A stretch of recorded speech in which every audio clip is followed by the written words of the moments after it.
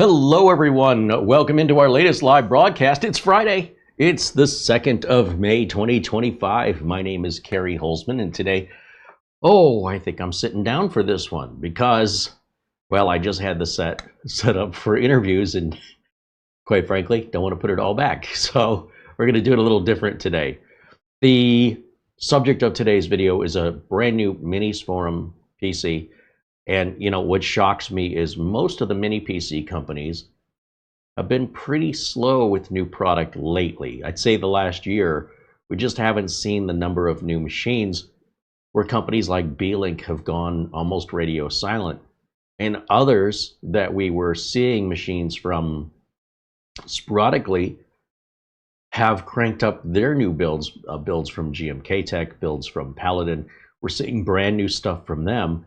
And the previous folks we were seeing stuff from, it seems to me, have almost gone radio silent with no new innovation or any new products. But throughout all of the changes from all those manufacturers I mentioned, plus others, one has been consistently putting up brand new machines regardless, and expanding beyond machines to tablets and keyboards, controllers, and even NAS devices. And that's our friends over at Minisforum. And I'm so glad that we have this relationship with them where we can show you, and heck, quite frankly, just try and keep up with what Minisforum's got going on. Today we're going to talk about a different kind of a workstation. Minisforum has a variety of mini computers designed for any need and any budget. So they have the budget entry-level machines, right around $150. They have the mid-range, sort of your Ryzen 5 i5 machines, which are also, very commonly used for most consumers and businesses alike. Then you've got your workstations like your MS-01, MS-A1. They just introduced the MS-A2, and they sold out of it.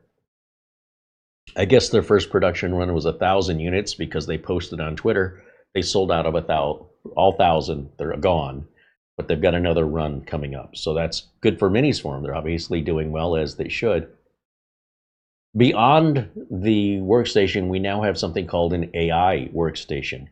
That term AI and like VR and other such terms that we hear thrown around and typically ultimately results in just marketing. AI is actually coming. We're seeing very early iterations of it, but more and more software that I use, especially software on a subscription where I get free updates throughout that subscription period, is starting to implement new AI features that are only available for computers that have AI-capable CPUs. So this is another reason you might want to upgrade that old Windows 10 computer when you download a piece of software that just simply has features that are not available to you until you upgrade. This is the same with even older computers. If we go back to Windows 95 or Windows 98, let's take Windows 95, for example. I don't believe we had any USB in Windows 95. So you probably didn't care because you likely had a printer with a big fat printer cable that was difficult to run, and often it wasn't cheap, it was slow. And eventually, when you got rid of that printer for any reason whatsoever, it broke, or you needed to get a faster printer, more pages per minute, then likely your printer was going to be USB. But if your computer wasn't, it was time to upgrade the computer. And this is where we're sitting right now in the upgrade from Windows 10 to 11, is there are a lot of people with older machines that don't have capabilities that you're going to want and you're going to need. You just don't need them yet. So these machines we're looking at today, someone's got to go first, okay? So these are an example of a company hitting the market, because we also have people that absolutely love using the AI features locally on their machine for things like Adobe products and photo editing software, video editing software. It goes on and on and on. How it benefits creators.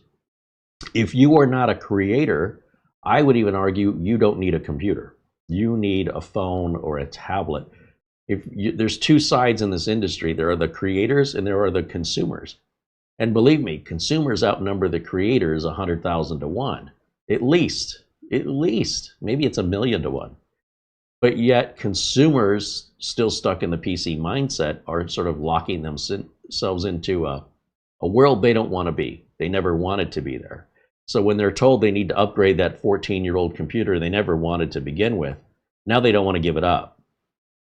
And it's like, well, you know, there's security concerns, and they blow that off and they say, yeah, I don't care about that either because it's never happened to me, and therefore, using that logic, it never will. I've been driving a car my whole life. I've never been in a car accident, and therefore, a car accident will never happen. It's like the most ridiculous logic I've ever heard. But they're free to have that logic. It's theirs, and I can choose to walk away from it and say, you're going down that direction. I'm not going that direction with you. Have a nice trip. I may not be able to rescue you. Just saying, you might be too far.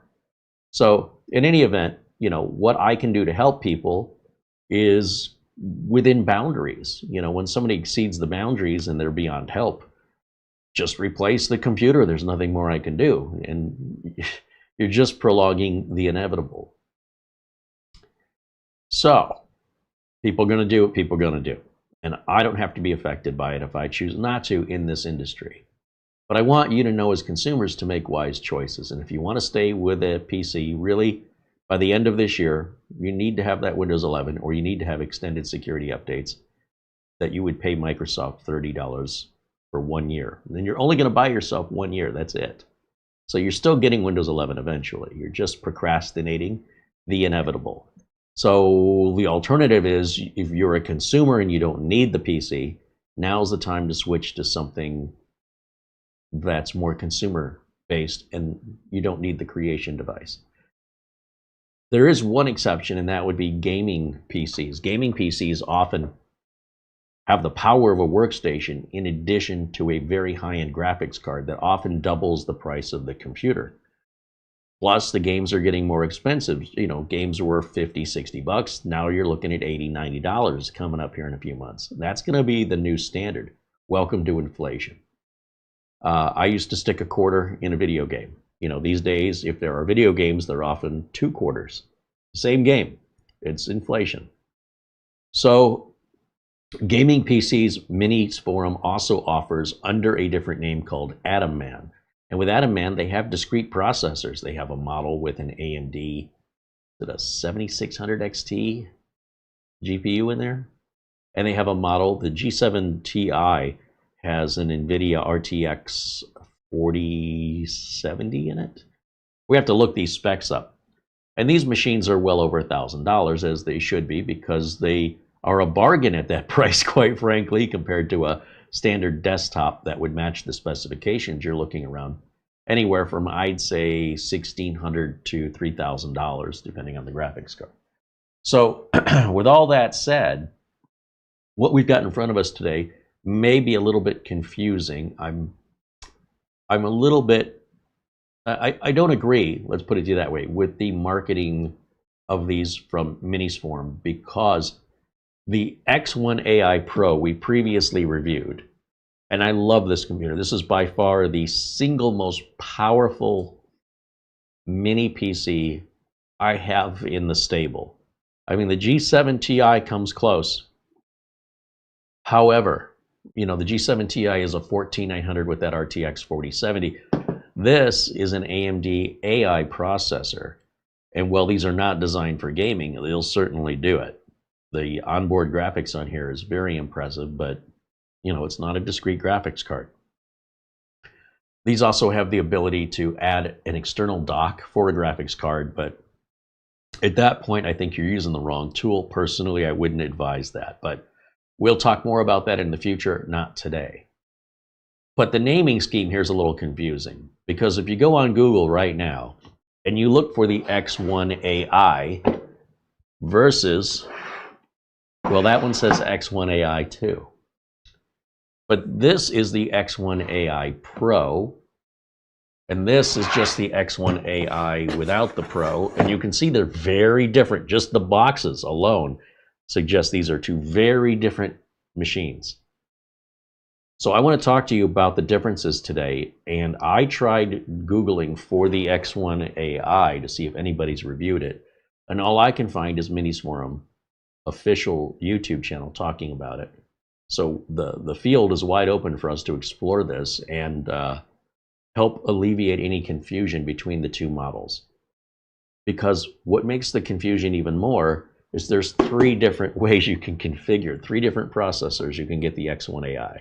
Let me show you. Let's go over, first of all, let's go over to the Minisforum website, and I want to show you the specifications of what is supposed to be in this box. I have not unboxed this yet. We were going to do that together. You and I will experience that for the first time live.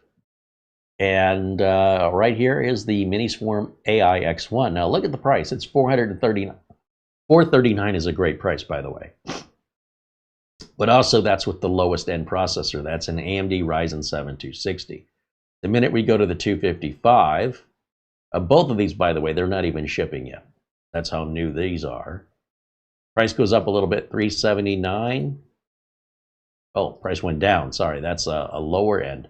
255 is a smaller number than 260.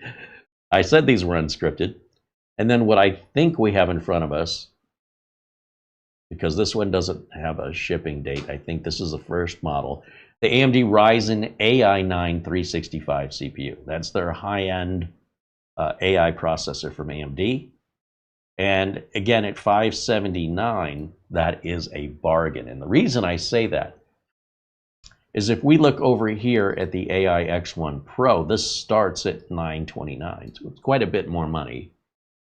And it's a different processor. It's the AI9 HX370, which I believe, the AMD processor is a little confusing, but I believe this is as good as it gets for AI from AMD CPUs right now. I have to look into this a little bit more, but that would explain the price difference. Obviously, the form factor of the case is much different. PCIe Gen 4, there are 3 M.2 slots in there. It supports Oculink, as we mentioned, the external GPU port. 2.5 gig, Wi-Fi 7, and Bluetooth 5.4 with fingerprint authentication and a Copilot button on the front. And, you know, we can go look through the specs. Pretty much this says it's expected to ship in late May. They've already been shipping these, so I think they're referring to, oh, I don't know, maybe what they're selling on. Oh, I think I know what it is. I think maybe they sold out of their first batch. That's likely what it is. And you see, you get it, basically, it starts at 32 gig of RAM with a terabyte storage. Then it doubles to 64 gigs of RAM with a terabyte. And then it doubles the storage and adds another 32 gigs of RAM for 96 gigs of RAM with 2 terabytes already configured. So you just take it out of the box and use it for $1,120. Now, by comparison, when we look back at the X1 AI X1 non-Pro, there's a big difference here in these processors. We're also looking at bare bone prices on this one, meaning this is a price without RAM, storage, or an operating system. So that explains that lower price. So if you want to add RAM onto this and storage, so here's 64 gigs of RAM and 1 terabyte. You know, these aren't budget machines. They're not starting with 8 gigs of RAM and 256. You can do that yourself if you want to. It doesn't make any sense other than on a budget machine to spec it out that low. So here we're looking at $829 equipped. And I'm not even sure what they sent me. We have to open the box up and explore it together. Now on the outside, it looks like any other standard shape of mini PC.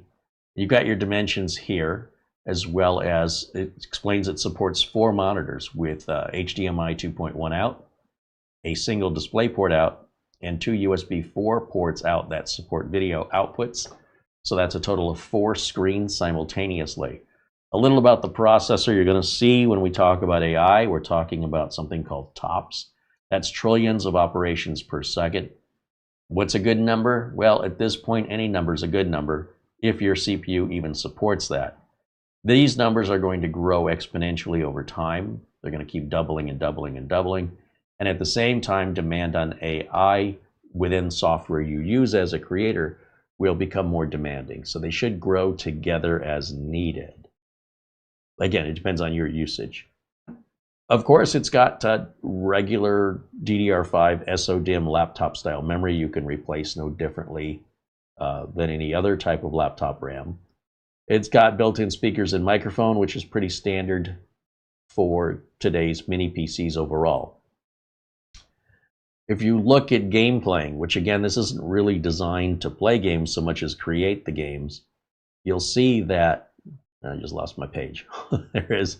You'll see they've done League of Legends and Counter-Strike 2 and it keeps moving on me. Dota, what is that? Defense of the Ages? I can't remember what that stands for. And they've already done all of these tests. We don't have to replicate them. We know when we look at specs like PUBG Battlegrounds and Cyberpunk 2077, they're showing the resolution, they're giving you all the detail, but it's not going to play any better than that with those configs. So we don't have to redo these tests. They've already done them for us. So if that's not up to your standard, then obviously you want to look at something more for playing the games versus creating the games. Of course, they talk about silent operation and the quietness of the machine.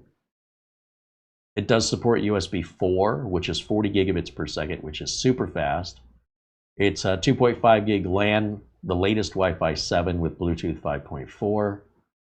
And I'm just looking through here. We're looking at it together just to see. Oh, it comes with a Visa mount apparently, so you can hang the little PC up or put it under a desk or behind a monitor. There's the rear ports with a barrel-style power connector, Ethernet, DisplayPort, Oculink is below the DisplayPort.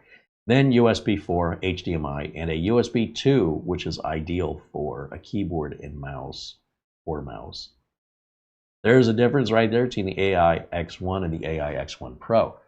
Usually Pro would indicate, in my experience in American marketing, a higher end version of the AI X1, but nothing that's physically different. This is a very different machine.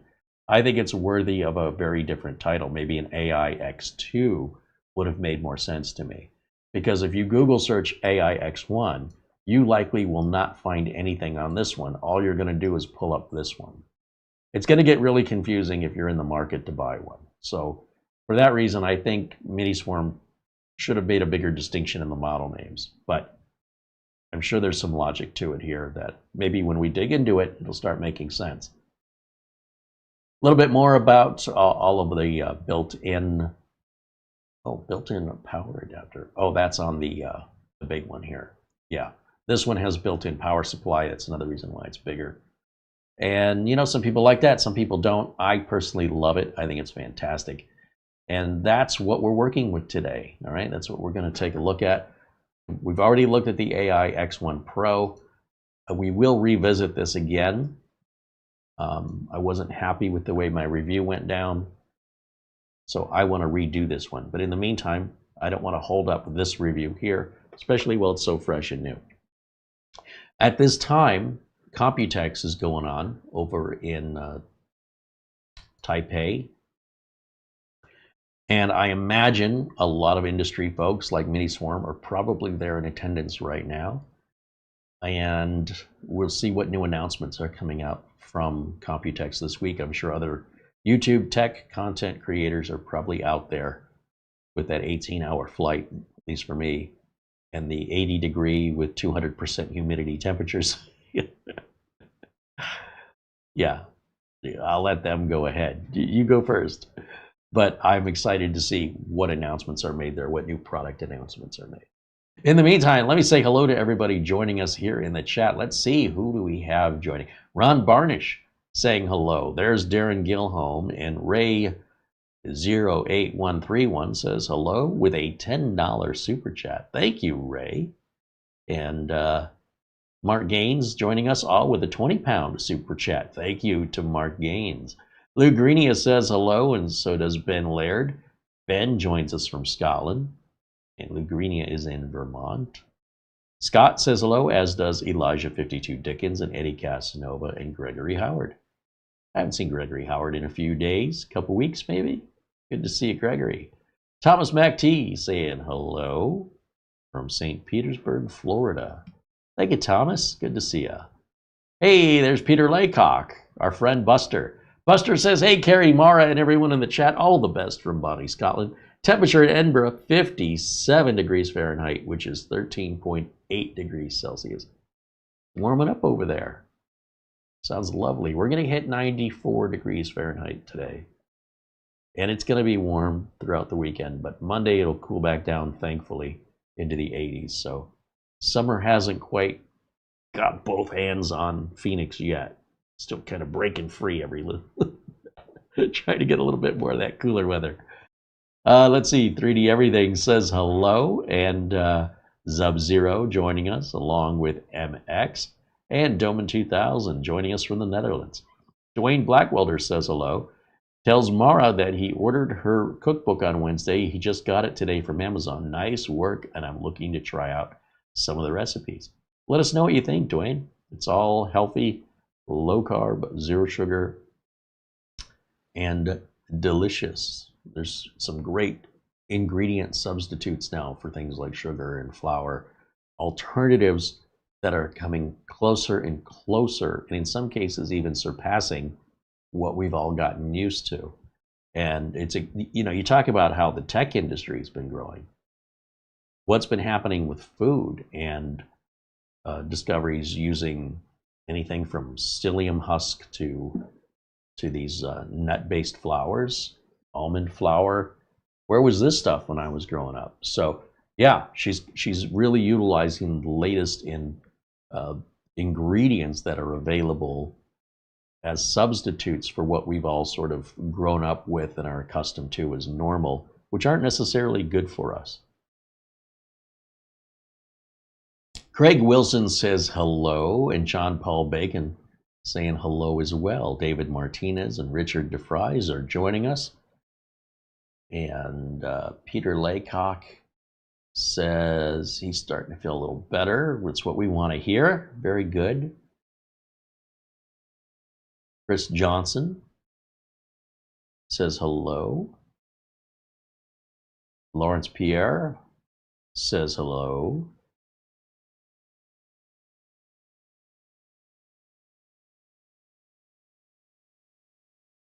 Jerry Kelly says, I got one of the Ryzen and it works good. The Ryzen what? Okay.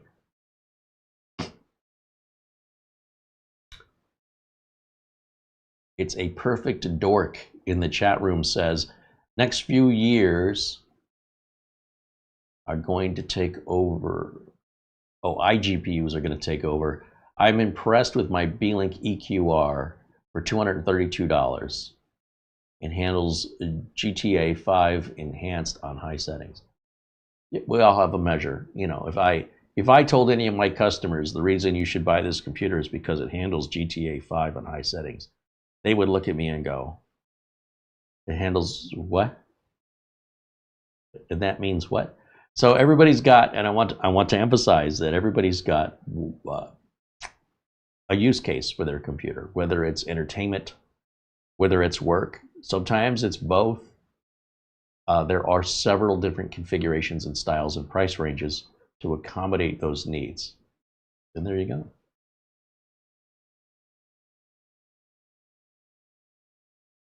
Tony's RC says, destroy that chair behind you. I have another chair on order, but just want to do something different. Is that okay? Just do something a little different. There's Ask Your Computer Guy. Oh, why is he not blue in here? Should be blue. Welcome in, Scott. Thanks for stopping in and saying hello. Mark Leibowitz said he sees the AI X1 Pro? He says currently $1,250 on Amazon, but only 3 left on the first listing I found. Well, those tariffs take effect today, and we'll have to wait and see how companies respond and how the prices will be affected here in the US. I don't think the tariffs are going to last that long. I don't think they can, because it's not just costing Americans more money, it's costing the Chinese workers their jobs they're being laid off and sent home, and the factories are shut down. The people who ship all the cargo from China to America, they're being laid off. Routes are being canceled. And we're going to see who gives in first, I guess. And we've got the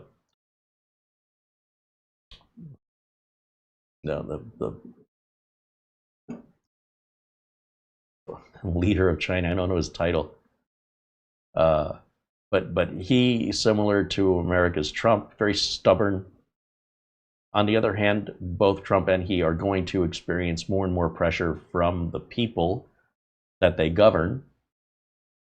So even though they might be able to stick it out because they're wealthy, their countries will start to have problems with poverty in many of their communities. That's going to grow like a virus for both of us.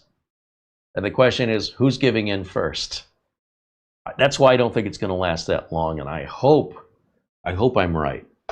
So it may be just a brief pause that we as Americans put off buying something that is doubled or more in price overnight. Whatever is in existing inventory here in the US, it should sell for whatever the lowest prices they can offer it at. So if they brought a bunch of stuff in, eventually that stuff will all be sold. And if this issue hasn't been fixed by then they may not bring any more in. It may cost too much money. And if they do, then you're going to have to pay more.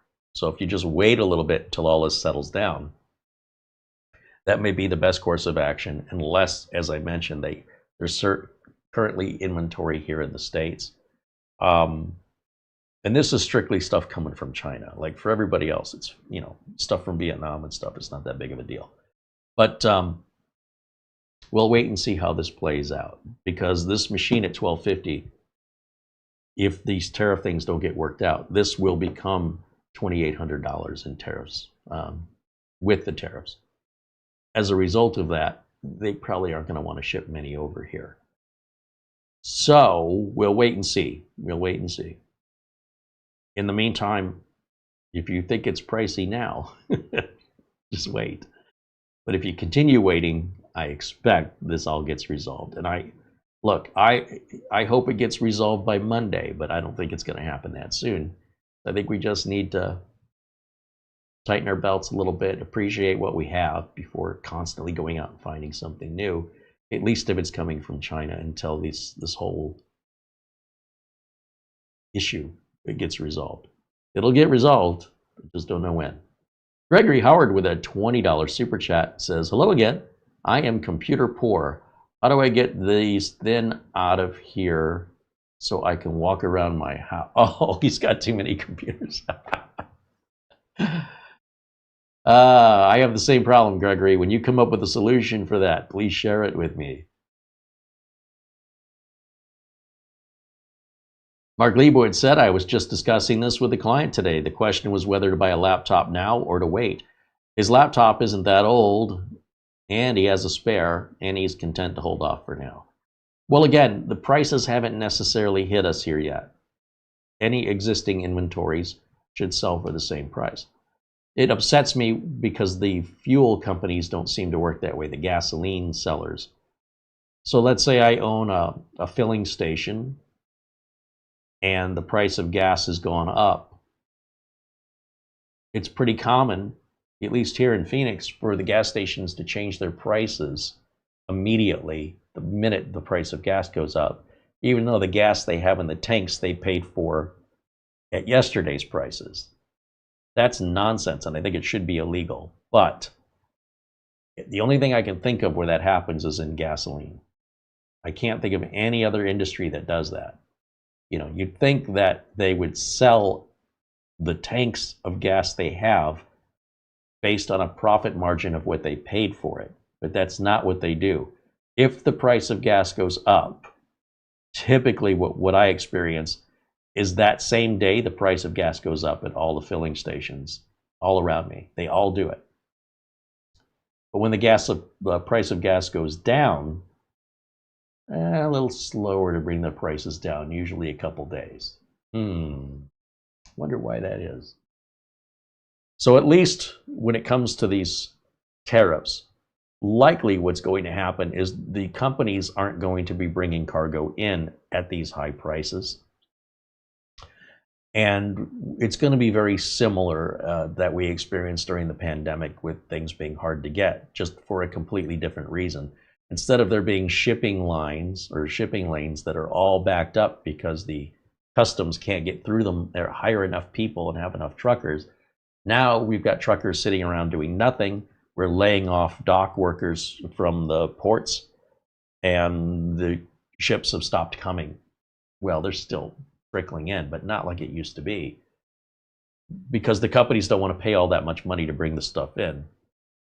Imagine economically if you start bringing these in at twice the cost, and then the tariffs get worked out, but you've already paid the tariff. You can't afford to sell this for less than it cost you to bring it in. But now if you bring it in, it costs half as much, let's say, after this whole thing gets worked out. What do you do with existing inventory? Do you take that as a financial loss? So your choice is don't bring anything in and don't have any inventory until this gets worked out. And if it never gets worked out, you just stop selling to America and you focus on other countries, right? Because China can ship these all over the world, no problem. It's, right now the issue is America. But as a business owner, if you want to remain with inventory during this period, you will pay more to fill your warehouse. And then if the tariff drops and your warehouse is still full because people aren't paying at that price, what are you going to do now? Because now you could bring that same warehouse full of inventory in at half the price, but you don't have room to put it in your warehouse because you're still filled up from the last time that you paid twice as much for. You're going to sell that at half price? Millions of dollars just gone. So likely you won't order anything. That makes the most sense. Just whatever in the warehouses now, we'll sell it because, hey, money. But then to bring that stuff in at such an extraordinarily high percentage doesn't make economic sense to take that risk with no guarantee that the price might drop off tomorrow. So let's just wait and see. And if it never drops off, let's take our business somewhere else. That's the situation we're currently in, as I understand it, right now. So my advice is just sit tight for a while. Don't worry yet if you're in America. Likely everything's still in inventory. This thing just took effect today.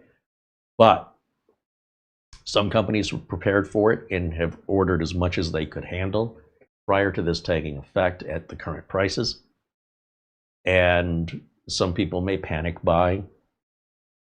And it's just from stuff coming from China. Everything else in America is the same as far as food and such. It's not really impacted. Certainly, if it is, not as dramatically as this stuff. So that being said, computers are exempted from one of the tariffs. So they shouldn't be as extreme of a price hike, but nonetheless, it's still pretty extreme in my opinion. We'll see how it plays out. My concern with Minisforum right now is, are we still going to be able to get more units for review? I don't know, and I haven't asked them. I haven't even broached the subject with them. And of course, here in the US, US citizens need to realize there's a lot of countries out there. 172, I think. And the US is just one of 170 plus countries. These manufacturers aren't going out of business because they're not selling to the US. They sell it all over the world. Australia, Germany, all throughout Europe, as well as countries like India, et cetera, et cetera, et cetera. So America is a big piece of the pie, but it's not the entire pie, okay? And they're not going anywhere. Minisforum clearly won't be producing as many units, likely, but they're also not going to be, bleeding out. Just won't be making as much sales. That's why I'm thinking this probably isn't going to go on too long before somebody gives in. Hopefully there's a compromise somewhere in there. But in the meantime, that's where we're at. That's the best I understand it. And yeah, just try and keep positive about it, and we can postpone buying this stuff mostly There's very few people who absolutely have to have it right this second. And if you do, get it now, because when the warehouses are empty here in America, they might stay empty for a while for that imported stuff from China until this is resolved. All right, so set your expectations accordingly.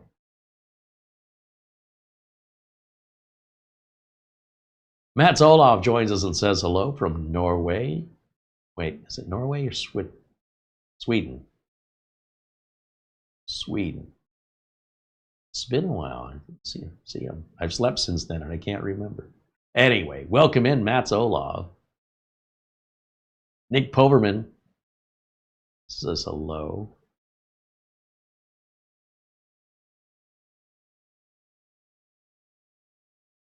Of course, welcome in to our friend Nick Poverman. Jose Lopez says hello. There's Patrick Manny saying hello in the chat. Natty Light King Kong. Carey, have you built an Intel Ultra 9? Yeah, we did that back in September. So if you go back and watch that, watch the ASUS ProArt build. We did all the Intel Ultra processors already, the 5, the 7, and the 9. And Intel has not released any new ones, which I thought by now we'd have more variations of the Ultra 7, 5, and 9, but they've not been released. I don't know why. Let's see. Yes, Mats Olaf said he is in Sweden. Yeah, thank you for that, Mats Olaf. I will remember one day. It will happen. It was this close. All right, let's set the X1 AI. Well, tell you what, let's take it out of the box. Just, you've seen it before if you've been watching the channel, and you'll see the way this is packed. It's right edge to edge in the box here. They wasted no space on packing material. And this is my favorite Minisforum workstation. Now, I personally don't need much in the way of the AI features of it. It's just really freaking fast and filled with ports. It's quiet and it's responsive as all get out. So my previous favorite, which sits over there, is the MS-01, followed by the MS-A1. And now they just released the MS-A2. And I'm on the fence about this, having not seen an MS-A2 in person. I still think this little guy right here is king of the hill from my perspective. But what if this is a little too rich for your blood? What if you don't need quite that much? For nearly half the price, they offer the X1 AI without the Pro. So for the very first time, let's get it unboxed and see what it looks like.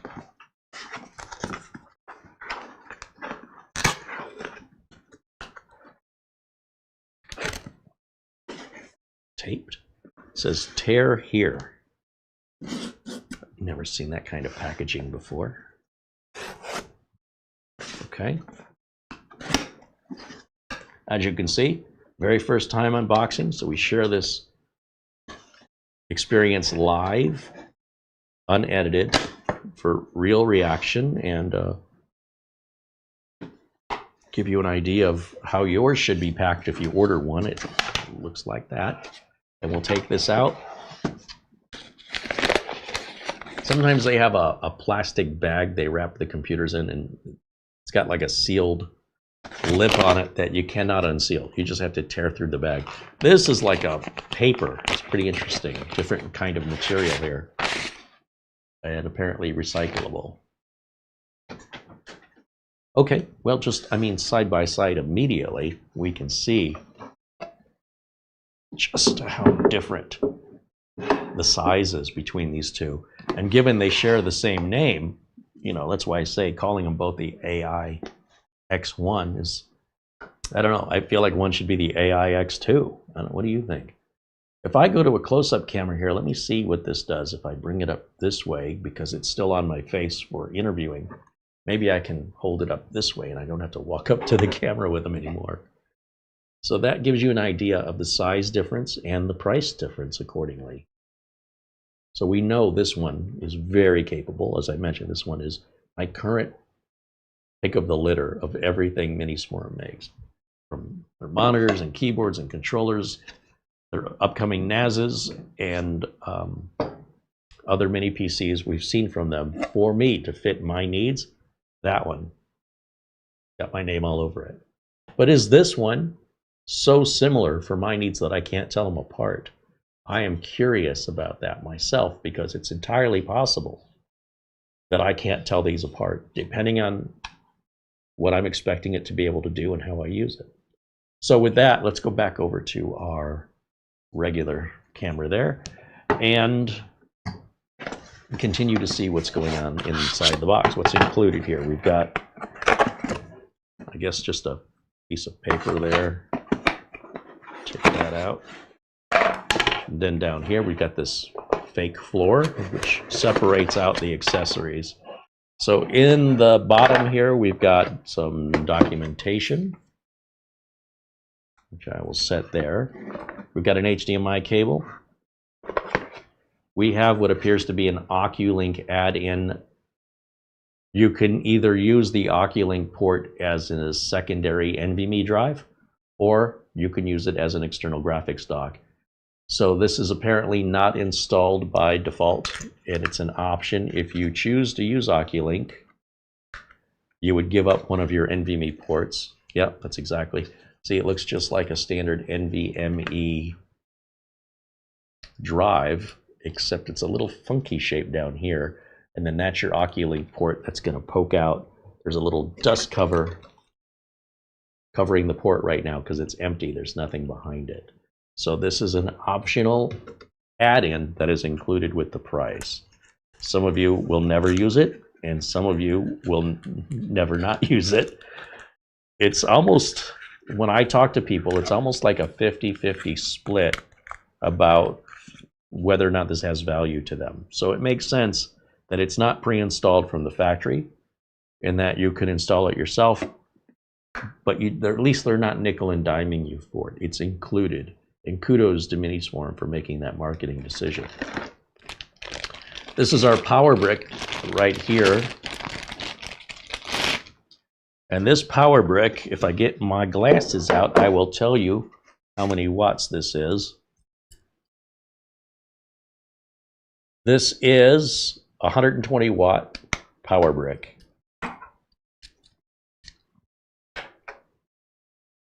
Small, light, and has the cloverleaf style power that goes to the wall. And then finally we have a VESA mount with the screws required to secure the VESA mount to the back of the computer. And then from the back of the computer you can then mount it, behind a monitor, on a wall, the side of your desk, under your desk, wherever you want. I've never used a VESA mount in my life. I'm glad it comes with it. The last thing we have in the box, I just threw the VESA mount back in there. It's our power cable, and that's a standard laptop power brick style. Cloverleaf, Mickey Mouse, right? It looks like Mickey Mouse, the profile. Very common. I like when we're not using any proprietary connectors.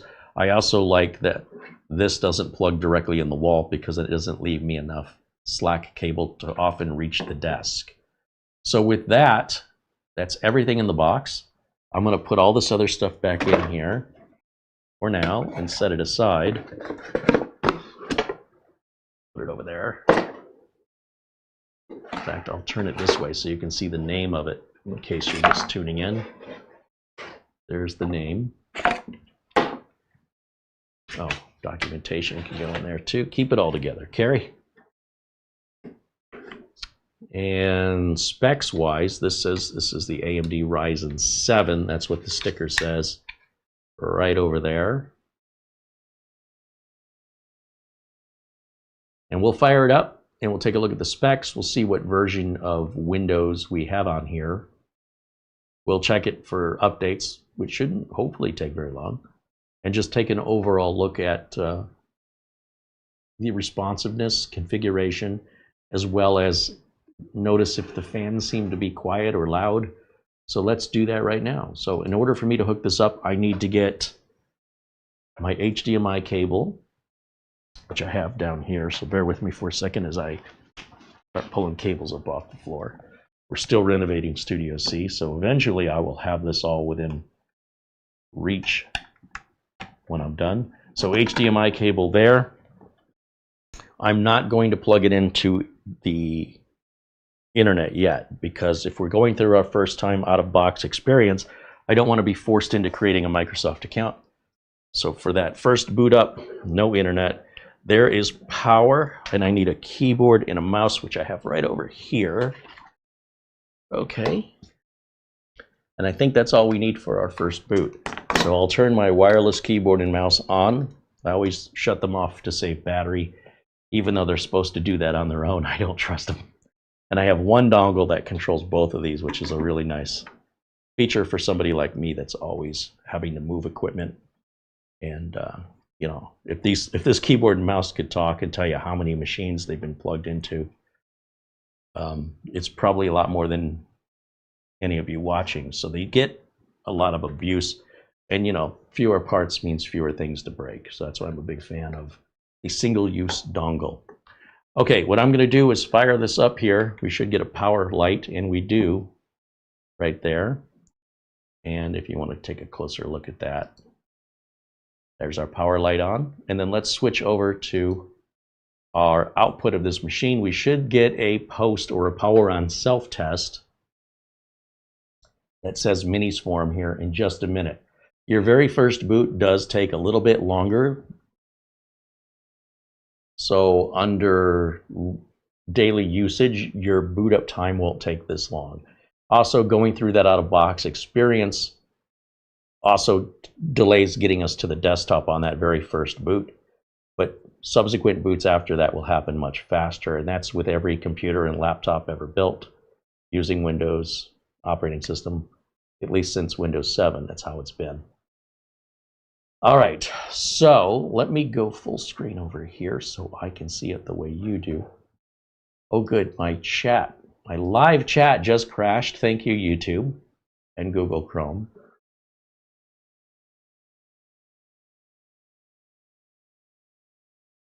Ray said he sent a greeting and a super chat earlier, but I don't see it in the chat. We did read it aloud a few minutes ago, Ray.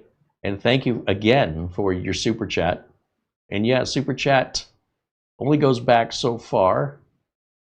It can only hold so much at any given time, but it will be in the replay of the video. And we thank you for your membership and your super chat, by the way. All right, so here is our out-of-box experience, which looks like any normal clean install of Windows 11 here. We're going to pick English, yeah. And then it wants to know our country is United States, yes. Keyboard layout is United States, and we're skipping a secondary language keyboard layout. Our Wi-Fi pops up, but we have the I don't have internet option. So I'm going to click on that. I do not want this connecting to the internet in any way, shape, or form, so that I can create a local account. So for this, I'm going to just type in user,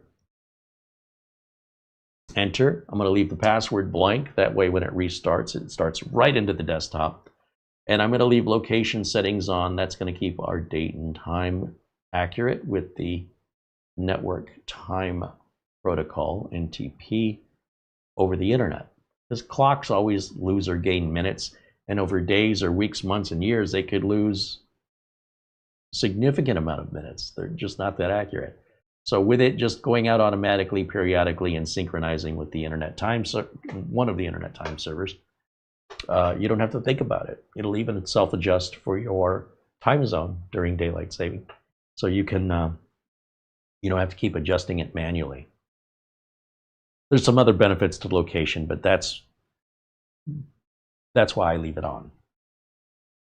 Now it takes that configuration information that I have selected for my personal preferences, and typically it meets the requests of my customers.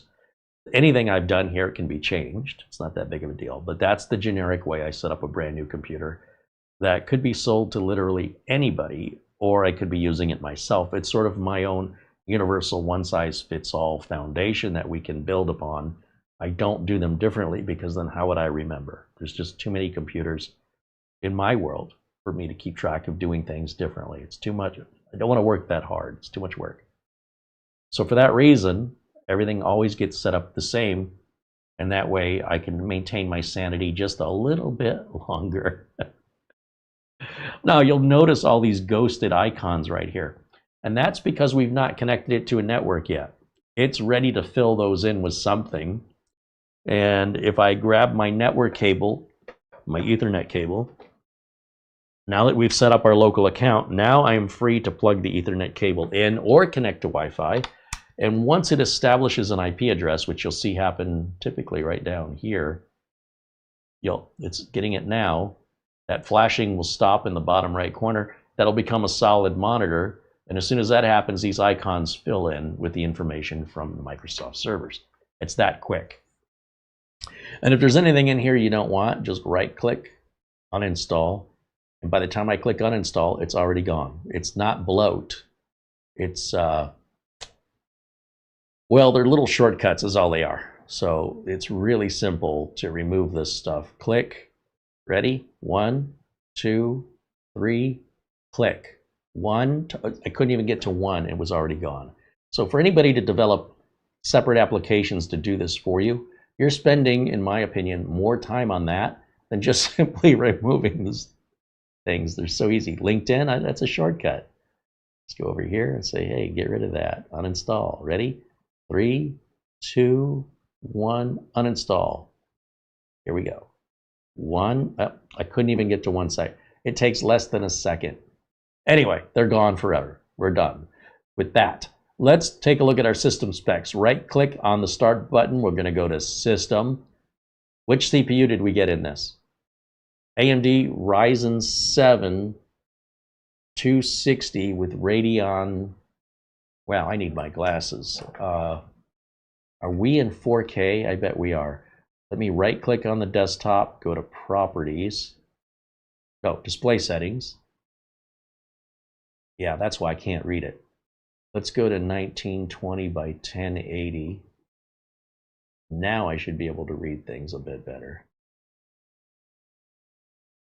Right click, system. Okay, Ryzen 7 260. Radeon 780 built-in, 780M, so the M stands for mobile. Built-in graphics, 32 gigs of installed DDR5. It's Windows 11 Pro 24H2, but you notice Minisforum has configured this with the bypass NRO built into the installer, which is really cool that they did that. We're going to be missing some updates, so let's see. It shouldn't be many though, because we're already on 24H2. We'll go to settings. Oh, we're already at settings, Carey. We'll just go to Windows Update. I like to turn this feature on, and I like to come to Advanced and turn on this one, and this one. Now you may choose differently, but that's, if you're curious how I do it, not keeping any secrets. With that being done, and while we're waiting, I'm going to right click again, only this time I'm going to look in the device manager, and we'll take a look at a few things in here, such as what network adapters we have. We have a MediaTek Wi-Fi adapter. I'm not a fan of the MediaTek only because you must get your MediaTek drivers from the manufacturer of the computer. MediaTek does not make their drivers available to the public. Realtek makes the 2.5 gig regular LAN connection, and you can download drivers for Realtek and Intel wired and wireless network cards directly from Realtek and Intel. I need MediaTek to get on board with that, and then they'll have my endorsement. But until then, if you need a MediaTek driver, you need to go to the manufacturer of the PC and download it from them. And if it's an older driver, too bad. You know, that's just how it works. So that's a reason why I don't have any issue with MediaTek. They work fine. My issue is relying on the manufacturer solely for the driver for it when I don't have to do that with Intel and with Realtek. One of the other things we've been checking is Secure Boot. We go to MSInfo32, and as soon as I start typing MSInf, it says System Information. That's what I want. That's different from System. This confuses people. There's system. That's this screen back here. That's in the background. This is system. This is system information. Two very different screens. Under secure boot or secure boot state, it is turned on by default. So what you've got to keep in mind is what to expect based on the price of the unit. If you're buying a mini PC from some manufacturer that apparently doesn't even have a website, as we've experienced here in the past, you may find a lot of these settings are not thoroughly adjusted correctly, and you're on your own for figuring it out. But when you buy from a reputable manufacturer like Minisforum or other brand names, even though Minisforum may not be a brand name for you as a consumer, it should be if you're looking at mini PCs, because they are, from my opinion, from my perspective, the leader in this industry. They're the ones everybody copies. They're the ones who come out with all the new designs. Not all the new designs are good, by the way. But how else are you going to know? If everybody else is all built in the same square boxes, it gets real boring real quick. And then whether you choose the one on the left or the one on the right, who cares? What difference does it make? So at least with Minisforum, they've got a reason to buy this, in that they're usually offering something different and they have a lot more variety. I don't know of any other mini PC manufacturer in the world that has as many different models available at any given time. There's so many variations within each model, in most cases, that represents, if you take all the other mini PC manufacturers and put them together, maybe then you could exceed Minisforum's variety. I mean, they have a ton of variety of, what's current. Don't even talk about what past models are. So that may be a little hyperbole, that may be a little exaggeration, but it is, in my experience, sometimes overwhelming to see the choices that Minisforum makes, and that they're not specializing in a certain genre. They're not saying, hey, we only make gaming mini PCs, or we only make budget mini PCs, or we only make mid-range. They cover it all. They have keyboards and docking stations and portable monitors. They're all over the place with all the different kinds of technology they foresee their customers needing, where hopefully you would prefer to have a Minisforum keyboard because it's built better. And you combine that with your Minisforum PC and your Minisforum portable monitor, and you want to use your Minisforum Oculink GPU dock. Not that you have to, the idea is that you'll want to, because they're gonna, if you feel the way I do about it, they're offering you a solid product with peace of mind that they're gonna stand behind if there's any issues. Whereas with other manufacturers, I don't know, maybe not. So if you're not a gambler and you don't want to take that risk and stick with who you know, Minisforum doesn't force you to go outside of the company to purchase these items, and they also don't force you to buy the items from them. It's freely your choice as a consumer. But they give you every reason you would want to pick them: uniqueness, quality, and price. Now, I'm not paid to make this video. I am telling you, if you were consulting with me as my customer, I am telling you exactly what I would tell a customer in the market for a mini PC, exactly what I'm looking at, who I like, and then, of course, listening to what the consumers, whatever my customer needs. What are your needs? What are your budget? Because I'm sure Minisforum has something that can fit that. Probably 2 or 3 things. If for some reason it's sold out, it's not available, there are other manufacturers I like. But my first go-to, and for me personally, the single best mini computers I have are made by Minisforum. The entire Atom Man line is insane. The S790, S7, crazy. I mean, just incredible variety, power, performance. And when you consider what they're charging for it, at least before the tariffs kick in, it's really good value. And that's just fact. You can fact check that all you want. Try building something like this with modular parts. Motherboards alone today are like $200. Power supplies are at least $100 for most power supplies today. You're going to quickly exceed the cost of this before you've got half the parts together. Now, granted, this is using laptop or mobile parts, so they're less power consuming, they generate less heat. They also don't perform as well as desktop equivalents. And the desktop equivalents can cost you a good 40% more when it's all said and done. But I'm not sure you're getting 40% more in performance. Like, your value proposition is well, it depends what you're looking to do, right? I think for most gamers, you're still better off with building your own machine versus, getting a gaming laptop, for example, because you're never going to be able to upgrade that. You're just going to have to replace it. They're very expensive. They're heavy. Their battery life sucks because they just draw so much power. The battery's going to drain faster. So if you really are a true gamer and you want to keep up, you absolutely have to be able to swap that video card out. And you absolutely have to have deep pockets to afford to be able to keep up. And for that, the desktop still remains king for that purpose, in my opinion. But whether or not it's good enough, well, that's a different story. They'll play the games. They just may not play them at the frame rates or the resolutions or the multiple monitors that some gamers demand. And they can demand all they want so long as they can back those demands up with their wallet. But for the rest of us looking for great value, I think these are absolutely worthy of consideration. Now, having said that, let me take a look over here in the chat and see what I've been missing. John Schaefer said, I've been online fondling a Minisforum for a while. Sounds a little creepy. I set up a UM790 for a friend, and I was quite impressed. Well, he was, or his friend was. I have to tell you, every Minisforum I've worked on, I've been impressed with. When you consider how much power you're getting, how quiet they run, and how responsive they are.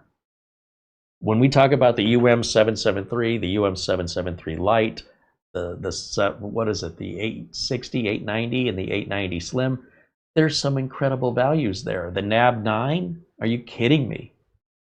The NAB9 and even the NAD9, amazing computers. I would put those in a heartbeat in any of my clients' offices, and they would love me for it. They're snappy, they're quick, they're tiny. There's the expression on their faces. How is that little thing so much faster than my big box? And I'm like, not only is that, but it's cheaper, it uses less power, so your electric bill over the course of the years that you use it is going to be less, and that will add up. I promise you. You may not notice it, but that's adding up month after month.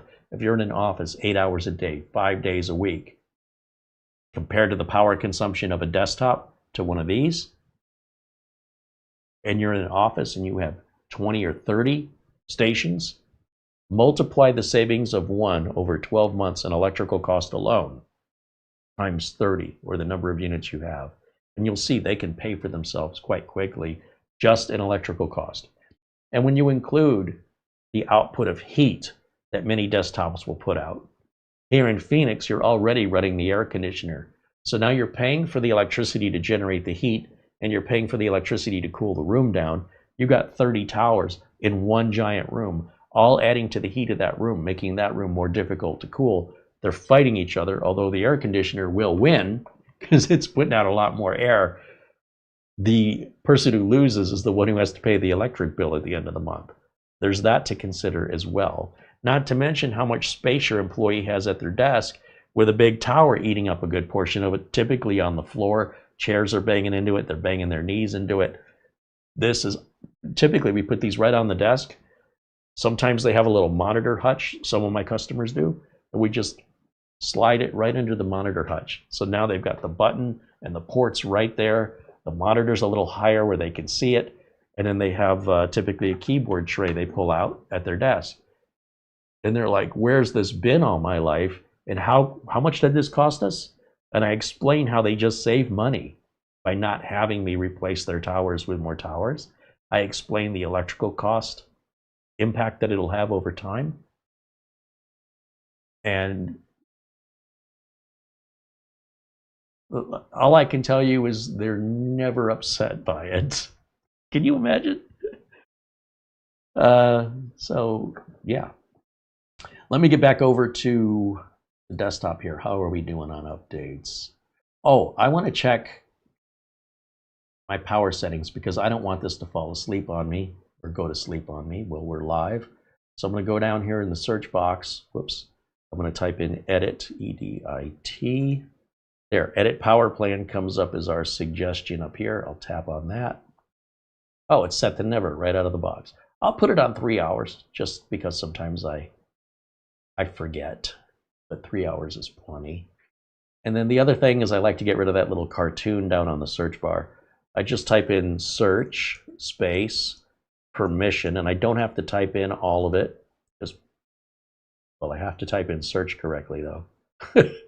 Search space permission, yeah, search permissions and history comes up as a suggestion. That's what I want. I'm going to scroll down and just turn that last setting off. That gets rid of that cartoon down there that drives me crazy.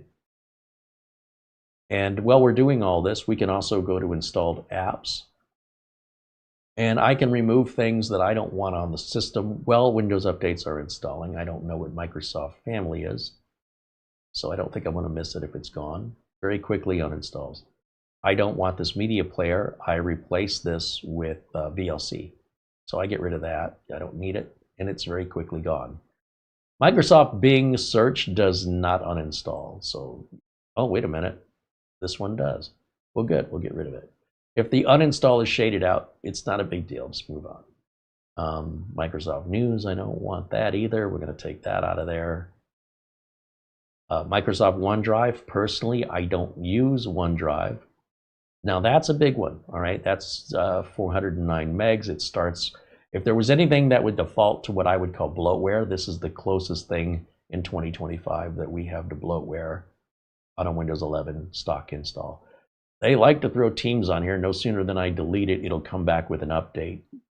It's tiny, it just pops out of there. Any of these things you can get back very easily, like mobile plans and such. You can often download these and put them back on the system with the Microsoft Store, or you just Google it if you're having trouble finding it. Now, this is interesting. This is not supposed to be installed by default. PC Manager. I wonder if Microsoft has done this or if Minisforum has done this. It's standard practice for me to add this into all Windows 11 installs. This is a free utility for maintaining your computer. And this is now one less thing I have to add later. I'm okay with that. Wow, thank you. Remote desktop connection is a security risk. I always uninstall it, but doing so requires a reboot. So I will save this until we're ready to reboot. Xbox Live, I don't need that. I've never known anybody who uses it, but I guess somebody uses it. And it can be put back. Everything I'm taking off can be put back on. Oftentimes right through the Microsoft Store, and other times you can just Google for a command to download that in a command prompt window. Now, because this is an AMD-based computer, we definitely want to check our AMD Adrenalin software. And quite often, you have to download the AMD chipset software. This, I'm still figuring out the confusion here because I was doing a reinstall yesterday, and I grabbed AMD Adrenalin, and I still had devices in my device manager that, as Ask Your Computer guy would call splats. They have exclamation marks. And it turned out that I only got the graphics card driver using AMD Adrenalin. So I'm not sure. I got to look more into this. But I had, excuse me, I had downloaded the drivers from the manufacturer's website, and in them was a separate folder that said AMD chipset software. So I'm sure if I go to the AMD website, I will identify where I'm going wrong on this. Because if I didn't check, I wouldn't have known those devices were not loaded, and therefore the computer's not operating to the best of its ability, even though it was operating just fine from what I could tell. It would only operate better if I would load those devices. So I always, when I go to my start menu, right click and go to device manager and make sure we don't have any exclamation points in here. And if we do, we want to resolve that for a stable, secure, and fast, responsive computer experience. It doesn't prevent the computer from running, but it can hinder it from running as well as it could run. So that's why it's important to me. I also like to see a lot more icons down here on that bottom right system tray. So I right click, I go to taskbar settings, and this just gives me something to do while I'm waiting on updates. I'm going to click OK on this for now, and I'm going to turn this off and this off.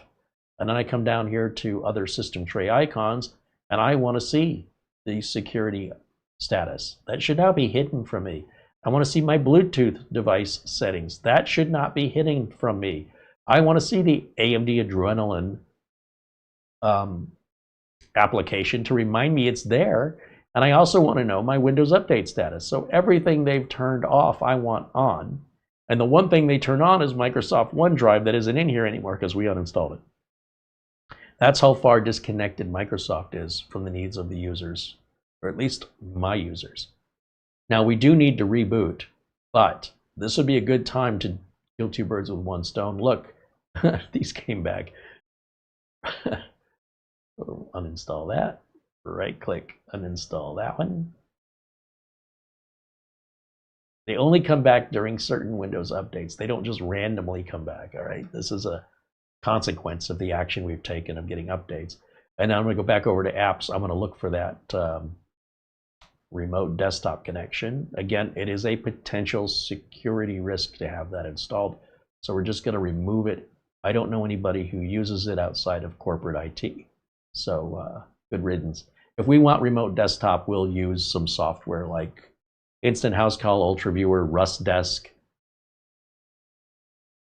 Remote PC, etc., etc. So with that, let's reboot. Now remember, we're going to be installing or finishing the installation of those updates. So again, we're not getting a true restart time because normally when you start or restart the computer, it's not going through the processes of a first boot, and it's not going through, for example, the finishing the installation of updates. Once that's done, your boot up time should be much, much faster. And then on occasion, when you're installing or removing or getting updates, your boot up time will take a little longer that one time. And that's universally true across all computers. And it always has been, going back to when Windows Update was available. So don't be worried the computer takes a little longer to start than you're expecting until you get everything updated. Then see if it meets your expectations, because after it processes everything, it should be much faster from that point forward. Same is true with a tablet. Same is true with your Android phone. When you get that big Android update, your phone restart might take a little while, but then after that, restarting your phone happens much, much quickly on a regular basis. So as that runs, let me jump back over to our chat room and see what I'm missing. Oh, good. Ask Your Computer Guy is blue. Very good. He says, at least there's no mystery driver to hunt down. I like the mystery driver hunts. What's wrong with that? Don't you like to have fun? He says, it's officially tequila time. Bye to all. Enjoy the stream. Well, have a shot of, let's see, what tequila? I would say have a shot of Patron Silver or Blanco on me. Make sure it's ice cold, otherwise it's nasty. And don't mix that in a margarita. That is sacrilegious. Use the cheap Sauza tequila for mixing. You get that Don Julio, that Cabo Wabo, that Patron, that is sipping tequila. All right, just had to put that rule down. He says you're weird. Oh, you must be new here. All right, let me get back over to camera 2 as I crack myself up full screen once again. And I'm going to click on Start button, and we're going to just check Windows updates. You know me. Thorough. Get us up to date. Now, we've seen some computers that have come in with 22H2, where it wants the huge update to 23H2, and then another huge update to 24H2. It takes hours. So one of the benefits of getting the latest model, of course, is it'll have whatever operating system version was on at the time they created the computer. So when you're looking for an older model of computer that's brand new, but it was, you know, say a 12th gen Intel made 2 years ago, that's brand new in inventory on Amazon and you're attracted by that price, be prepared to potentially have to spend some time getting it updated from the operating system that came out the year after the computer did, which would be, let's say, 22H2 to 23H2, and then a year after that, 24H2, and then coming up this fall, we'll have 25H2. But hey, you saved a lot of money, and once you do it once, make a backup, a system image backup, you'll never have to do that again. It's worth it, and you can save a lot of money that way. But you should not have to do that on a brand new specification of computer. Like the CPU did not exist last year. So that's why we're not going to have last year's operating system on it. Does that make sense? I hope so. Let's see what the Windows security is complaining about. We got a splat. Speaking of ask your computer guy. Let's see, it wants us to sign in. I don't want to sign in. It wants us to turn on browser control. I don't know why it's asking. Of course I want to turn on browser control. And then it said something else. What is it? Sign in with a Microsoft account. There we go again with that nonsense. I'm going to dismiss that. Now that should be happy down here. That's why I don't want this hidden from me. Also, we can double click right here on our AMD Adrenalin and see if we're running the latest version. So we're going to skip this. Now you should see a version up here. If you don't, you have an older version of AMD Adrenalin. Just go and download, Google search AMD Adrenalin, download it from AMD and install it. It's free. And then you will now have the current version with the check for update. Here it says manage updates. It's already saying it's the current version. Let's see, manage updates. What does it do?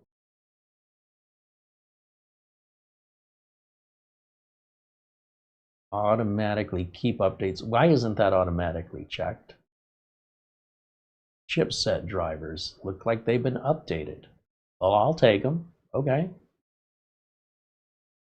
That's new. I haven't gone through this myself. See how the chipset drivers are part of this whole Adrenalin experience. So somewhere I am missing where you download or see that option. Because like I said, I just did this last night on a different machine. And I was puzzled when the AMD Adrenalin install only seemed to install the graphics drivers and not the chipset drivers, when I thought it did both. So something's changed, or I'm not paying close enough attention. It's just something I don't deal with in Intel's world.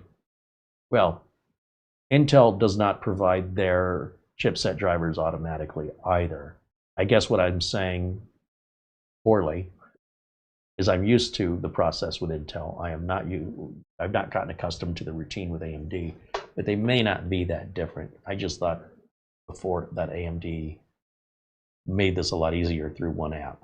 And it seems like sometimes they do and sometimes they don't. So now I'm guessing there's a checkbox somewhere that I'm missing that should be defaulted on, if that's the case. All right, let's get back over to our Windows update and see what it's doing. Oh, so we have this big cumulative update. Now this 5055627 makes some pretty big changes on the operating system. This is about a 4 gig Windows update. It's big. I think 3.8 gig download. And it makes some changes to how the file explorer looks and such. So it's not a bad thing, and I'm not suggesting that you avoid it or anything like that. But this is going to take a while to download and then install because it's massive. It's a shame Microsoft doesn't give us file sizes on these updates.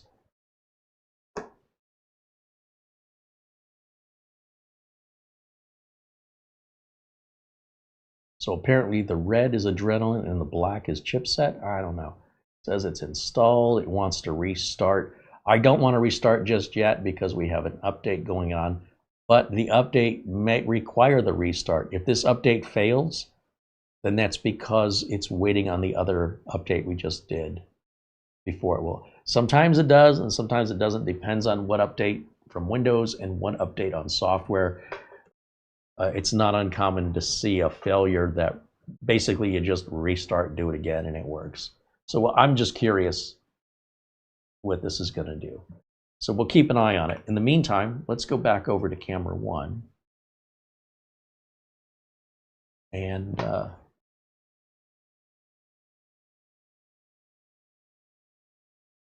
Ray tells Ask Your Computer Guy to have a tequila for him as well. Well, he's going to be on the floor. Thanks for hanging out with us, Scott. Always good to see you. Eugene Eldago says hello.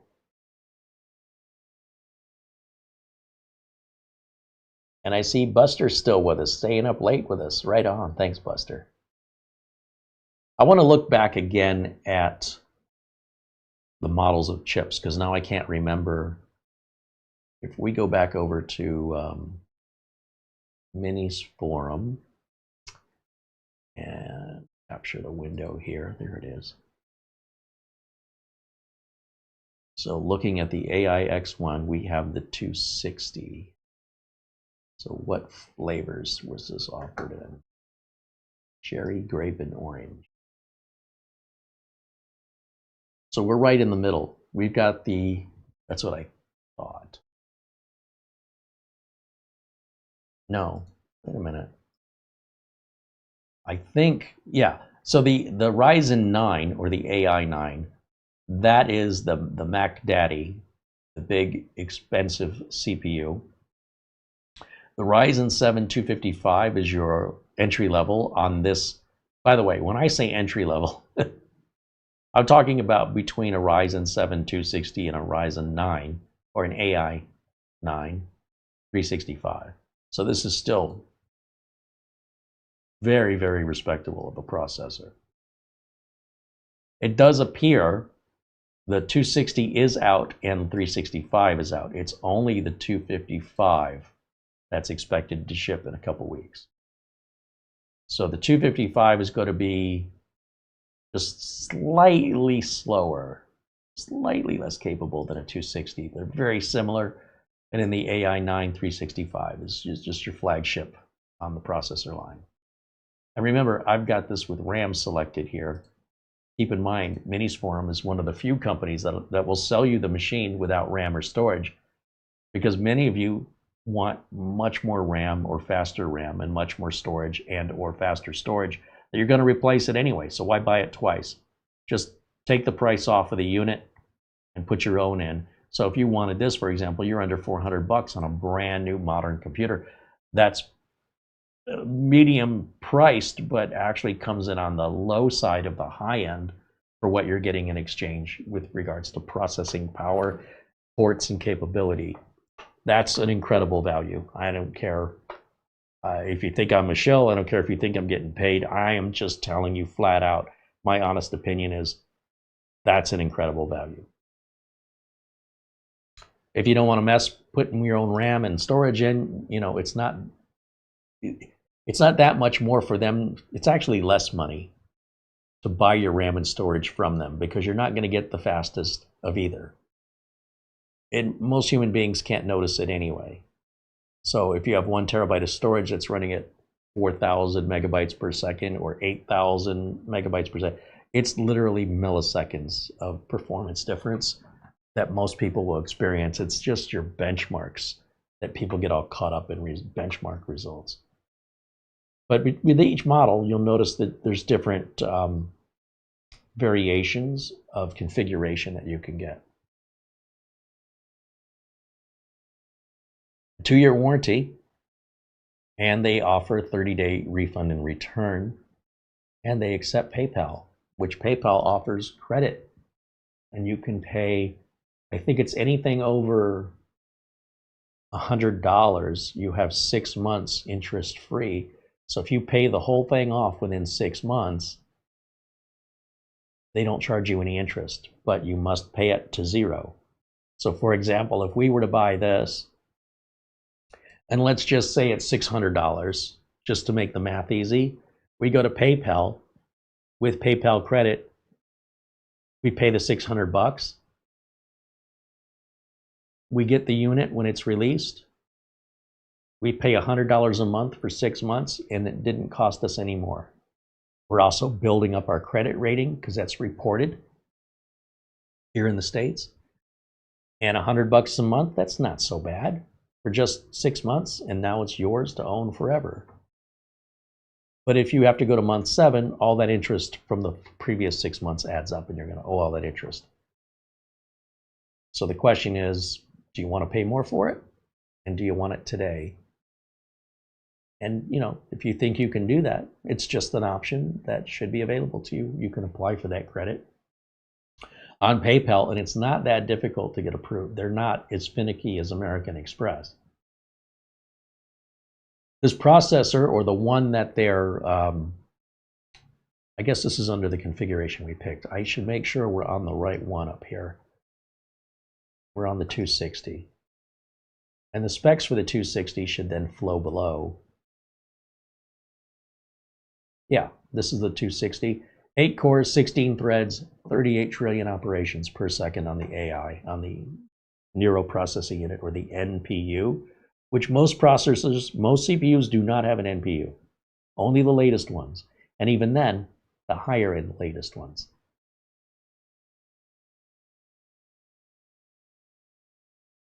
So Zen 4 architecture, I wish I could control this scrolling. 16 meg L3 cache. Let's keep scrolling down. That's what it looks like on the inside. There's your standard SODIMM memory sockets, dual channel. Oh, it mentions how silent it is, and now I haven't even thought about it. I can hear it running, but it's very, very quiet. I could barely hear it. So that's a good thing that I haven't even brought that up this whole stream, because I forgot. It's so, you know, it's quiet. It's not asking for attention. So that's a good thing. There's sort of an exploded view of how it's put together. 2 USB4 ports, one in the front, one in the back.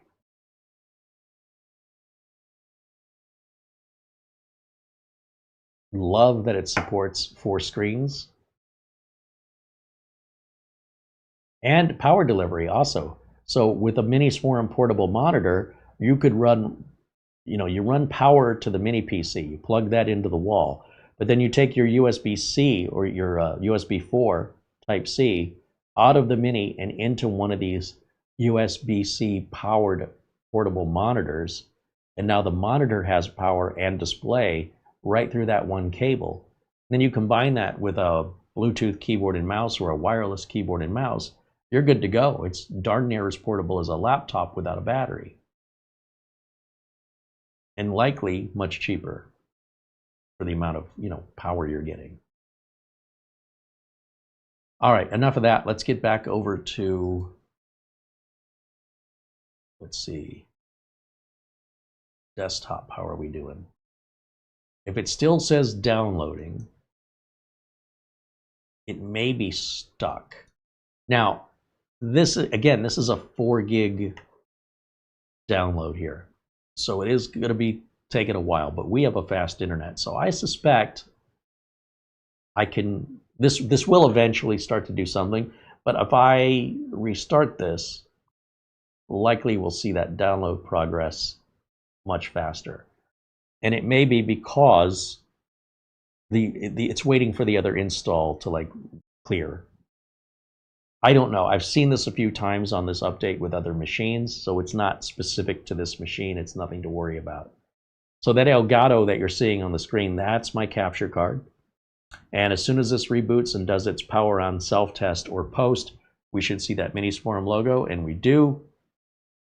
Once again, we're still finishing updates like with the AMD chipset driver, so this still may not be our accurate boot up time. This still may be taking a little bit longer.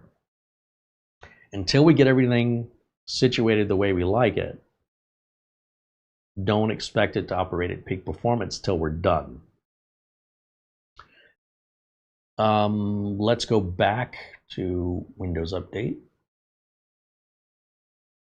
It should say we still need that update, and we should see this progress much, much quicker. But keep in mind, we're still loading items down on the system tray, right? I don't see the AMD logo down there yet. And that can take a moment. I think it delays the launch. So it's no indication of a slow machine because of that. That's just typical on any machine. And then when it's done loading everything, and it's not multitasking and it focuses solely on this, we will likely see that number start to move, hopefully, as it retrieves the download from Microsoft servers. But it's a 4 gig download. So I think what I'll do is I'll put camera 1 in a corner, and then we can do both at the same time. Keep an eye on it, just to verify if my suspicions hold true here. All right, let me take a look over at the chat room.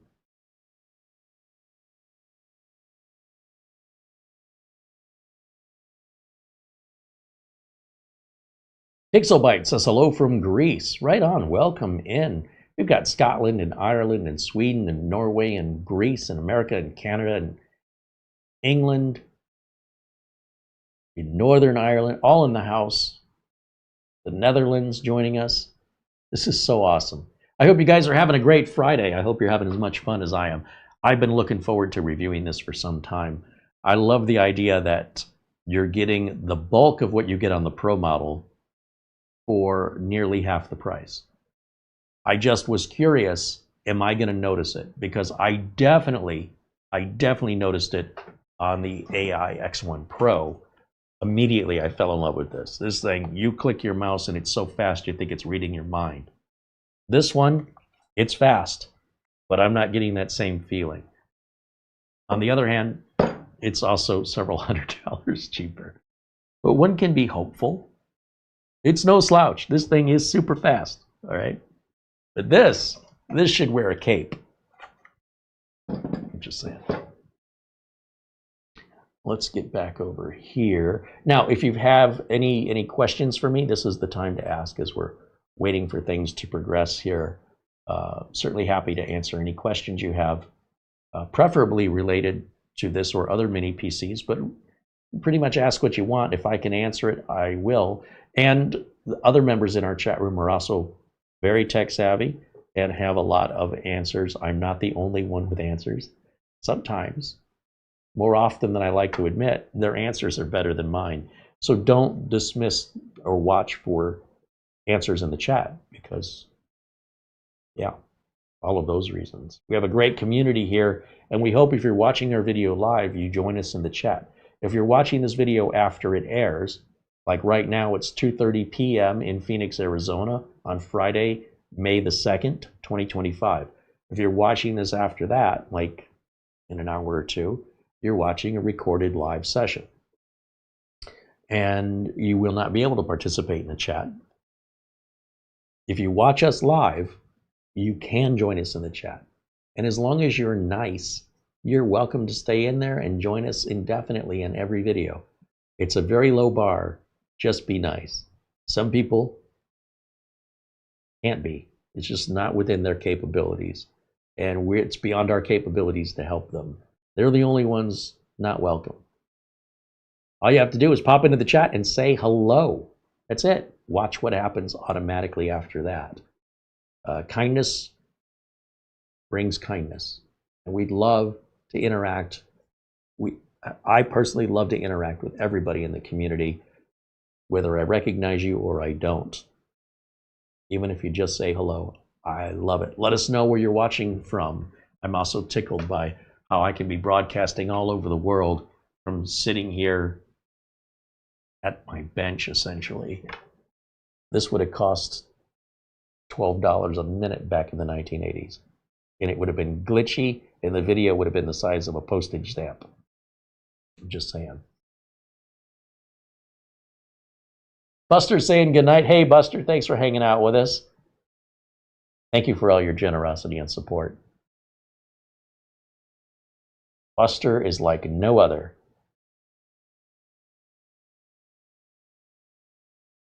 Darren says hello from Trinidad. Right on. Thanks for joining us, Darren. David Herzog joining us from Milford, Ohio. Not too far from where I grew up. Born and raised in Detroit. People that are regulars here know that about me. You take the boy out of Detroit, but it's really hard to take the Detroit out of the boy.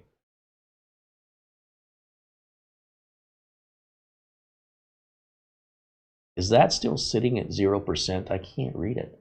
Aaron Werner says he's watching from Jacksonville, Florida, and he's glad to be on here. Jim Kenny from Kingston, Ontario, Canada. Very cool. I guess I left Canada out of my country list. That was not on purpose.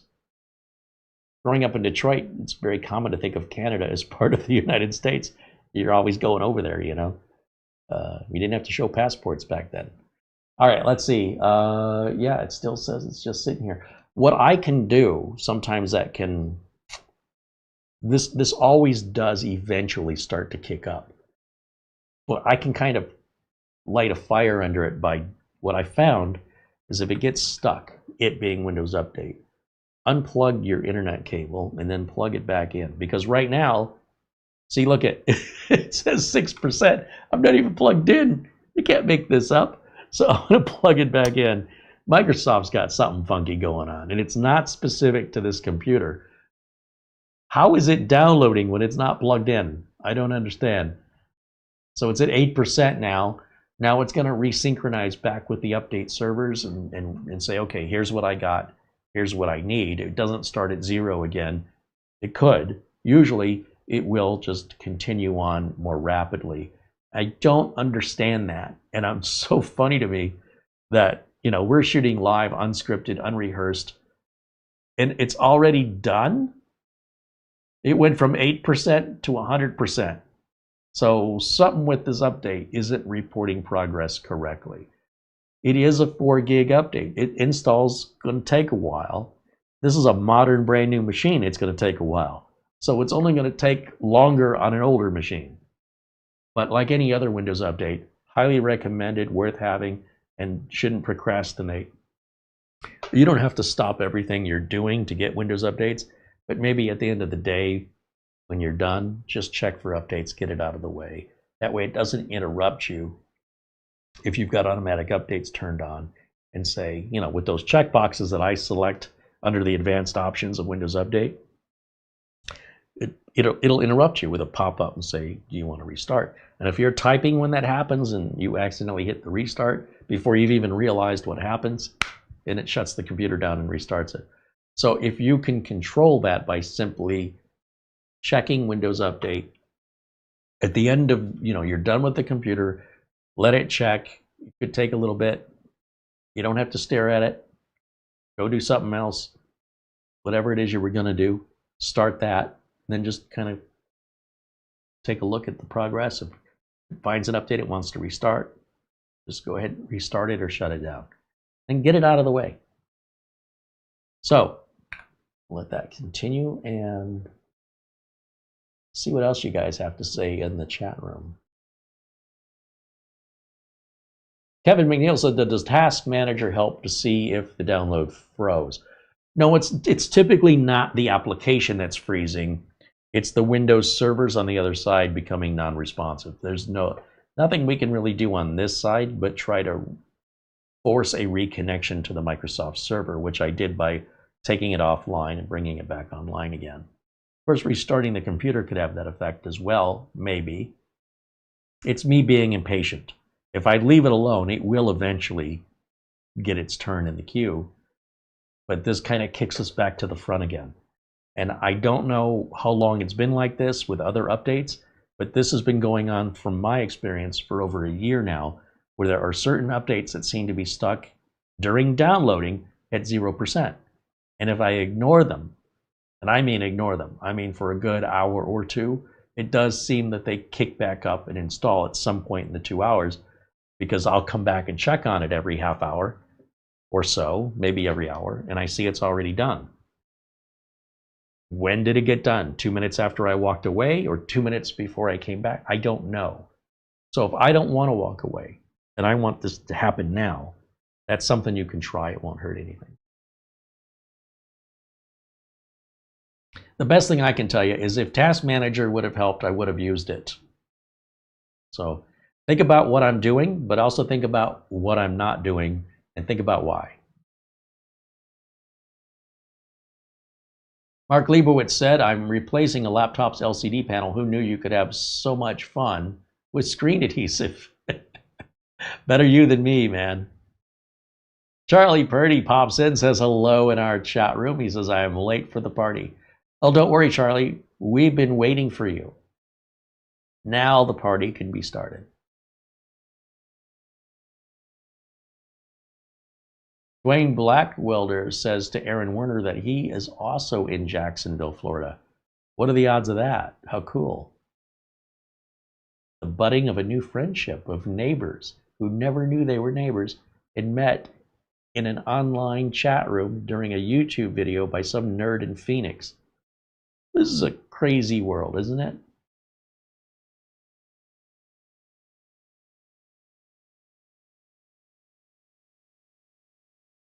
Greg says Windows is doing a local cache with other customers' computers. No, Windows doesn't do that. I think you're mistaken. Windows can, as an option, provide the cache to local systems. In other words, if I have other computers on this network, my personal network, then I can speed up the Windows Update download by locally sourcing those files on my own network. It doesn't help my bandwidth or time to pull it from somebody else's, and that's a major security risk. Microsoft is not using BitTorrent to separate out their Windows updates. And I think if you go back wherever you got that information and read it a little closer, I think you misinterpreted the difference between caching on a local network and caching over the internet. Now, if I'm wrong on that, please send me the link. But I feel pretty strongly that this is the only way that makes sense without it being a security concern. And it's an option that can be turned on or turned off. Mark Leibowitz said, setting up these PCs is a dream. I just did one last night, initialized with a local account, got the latest AMD drivers, got Windows 11 24H2, and went to grab dinner while 24H2 installs. There you go. I've done that many times. Because whether or not Windows 24H2 takes a half an hour or an hour and a half, what do I care? I turn the monitor off, I go to dinner. I don't even think about it. I come back home, I think, oh, eventually, not always when I walk in the door, it occurs to me, I forgot I had 24H2 installing. Turn the monitor back on, it's waiting on a restart. Oftentimes it ticks down from a 30-minute timer, and if you don't click it, it automatically restarts the computer, and in many times it's already happened. So the Windows Update window's gone, and I'm just at a blank desktop, and I go to System and I check it. It says 24H2. So I didn't even have to wait for the updates to continue during the reboot. Then I just go back to Windows Update again, and any remaining updates, like this one here, this is an unusually large one. Once again, I know it's a big update. Set that, go turn the monitor off, go do what I was going to do anyway after dinner. And then, after a while, probably scrolling around YouTube or watching a movie, struggling my way through Star Wars Andor Season 2, trying not to fall asleep. It's so boring. Never happy. Didn't like Acolyte. Didn't like Skeleton Crew. Andor's too boring. Yeah, it's called Star Wars. Where are the stars and where are the wars? I don't know what this is. This is like Blade Runner. It's just slow camera pans and thoughtful music as people walk around and do stuff with no dialogue. What is this? It's moody. Blade Runner is also moody. It doesn't mean it's bad, but that's not wars and stars. It's politics. It's like some kind of Dune meets Blade Runner. I don't know what's happening here. It's only 10 episodes. I'm on episode 4. I'm going to watch it, but I struggle to stay awake. Then suddenly I say, you know, I've got to move because I'm going to fall asleep. Oh, I was installing a Windows Update. That's probably done, and I'll come and check it out. That's how I do it, Mark. That is an accurate assessment and play-by-play of specifically last night's updates. The only time I sit here and stare at updates is when I'm live on camera and we're waiting to do the next thing. But I want to remind you, if you have questions about the mini PC, please ask. I'll do my best to provide answers. Or if you have other unrelated questions, but still tech questions, I'll do my best to answer those too and make the most of this time we have sort of stalling, waiting for this to finish. But this is that important to me, and I hope getting Windows updates is as important to you. And don't listen to the hobbyists and enthusiasts who tell you not to. Don't listen to the security experts who don't work in the security industry. Don't listen to the researchers who don't work and are held accountable for the results of their research, the consequences. I'm telling you, be very careful who you take advice from online. There are those of us that work in this industry that are held to a higher standard, because when we do something and it affects somebody negatively, it impacts us negatively as a result. We are held responsible for that. But if I'm just a hobbyist having a good time making videos, I hold no accountability to anybody. And if I claim to be a security expert just because I study up on it, but I've not really put anything into practice outside of my own needs, I've not listened to what unique customer needs customers have and what unique security challenges they have, how do I verify I'm the expert I claim to be? So should you be taking advice from that person? That doesn't mean they're wrong, but how are they testing their knowledge against anybody else's needs but their own before advising you on what you should do? Based on what? If you don't help anybody else and you're not held accountable for anybody else's security needs, but you claim to be a security expert, how do you measure that? Compared to what? Compared to yourself? I guess you're great. So that's why it's important to me when I bring guests on, whether it's Ask Your Computer Guy, if it's Doug Betts, I want to get Mike's unboxing reviews and how-to on here. I want to talk to the people in the industry, not used to be in the industry, the people that are in the industry right now dealing with the challenges that we face, and trust me, my customers all have different challenges. And I have my own challenges. So if you took all my customers away and it was just me, I'd be a hobbyist. And I can assure you, I would know exactly everything I wanted to know. Okay. But the minute you put paying customers onto my responsibility, onto my shoulders, I have to know things I don't necessarily personally care about, other than this is how I solve this issue with my customer. And that gives me a more rounded experience overall, based on a variety of different client needs and budgets and strategies and challenges. And the more of that I get, the more accountability I have. And the more I can verify if my solutions the customers are paying me for are solving their problems, versus just telling a random audience around the world to do stuff, and if their building catches on fire, I'll never know. I don't even know who these people are. And they didn't pay me, so I don't owe them anything. How do you trust people with this kind of information that can completely destroy your data intentionally or unintentionally? Or it can have consequences 6 months down the line from a change they suggested you made in your Windows registry or services. You cannot hold them accountable. But if you paid somebody to do that, then you can hold them accountable. And then they'd be less likely to be so daredevilish with your stuff. So I'm advising you, be very cautious over the advice you get online and consider the source. It's your consequences one way or the other. So I just want you to have a good experience.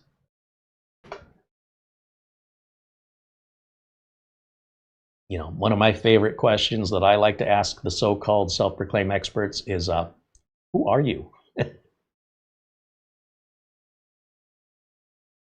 Are you somebody in the industry? What industry are you in? How long have you been in that industry? Interesting. And what is it you do for a living? I see. Now, if any of those answers are none of your business, I don't want to take advice from that person. Frank Jimmy says, hello, Uncle Carey and Auntie Marlena, and everyone in chat, just stopping in to say hello. Hey, Frank, thanks for popping in. Charlie Purdy said the UM890 Pro is running great. I just have to pry it out of my wife's hands. That's cool. See, you don't have to be a nerd. I'm assuming your wife is not. Most females are not nerds. There are some. But if a regular non-techie person, and I'm making some assumptions here, stereotypes, can enjoy the tech so much they don't want to give it up, that is a big win for the tech company that developed that tech.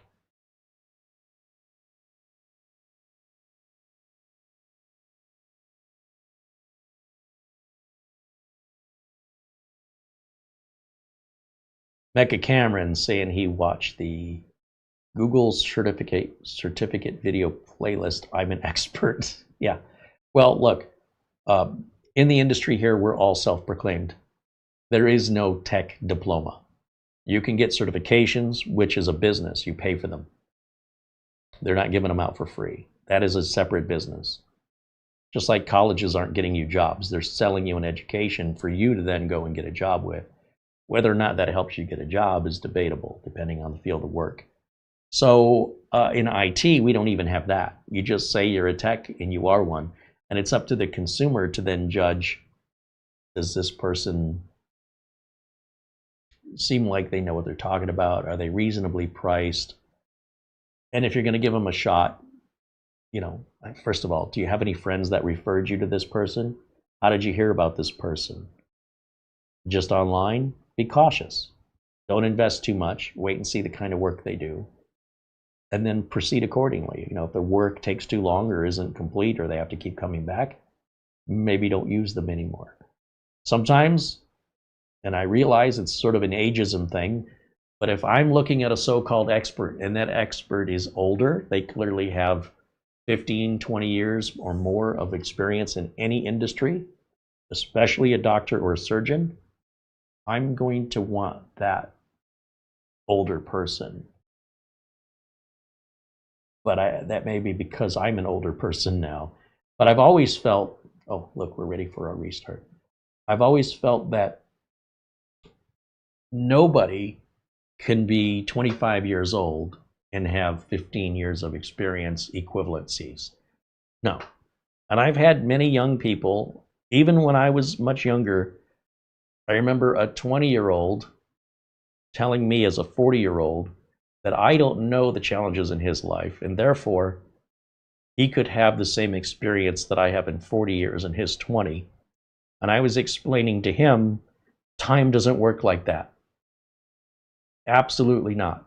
You'll have different experiences, and you may have a little bit more of a category of experience, but you will not, under any circumstances, get 40 years of experience in 20 years of life.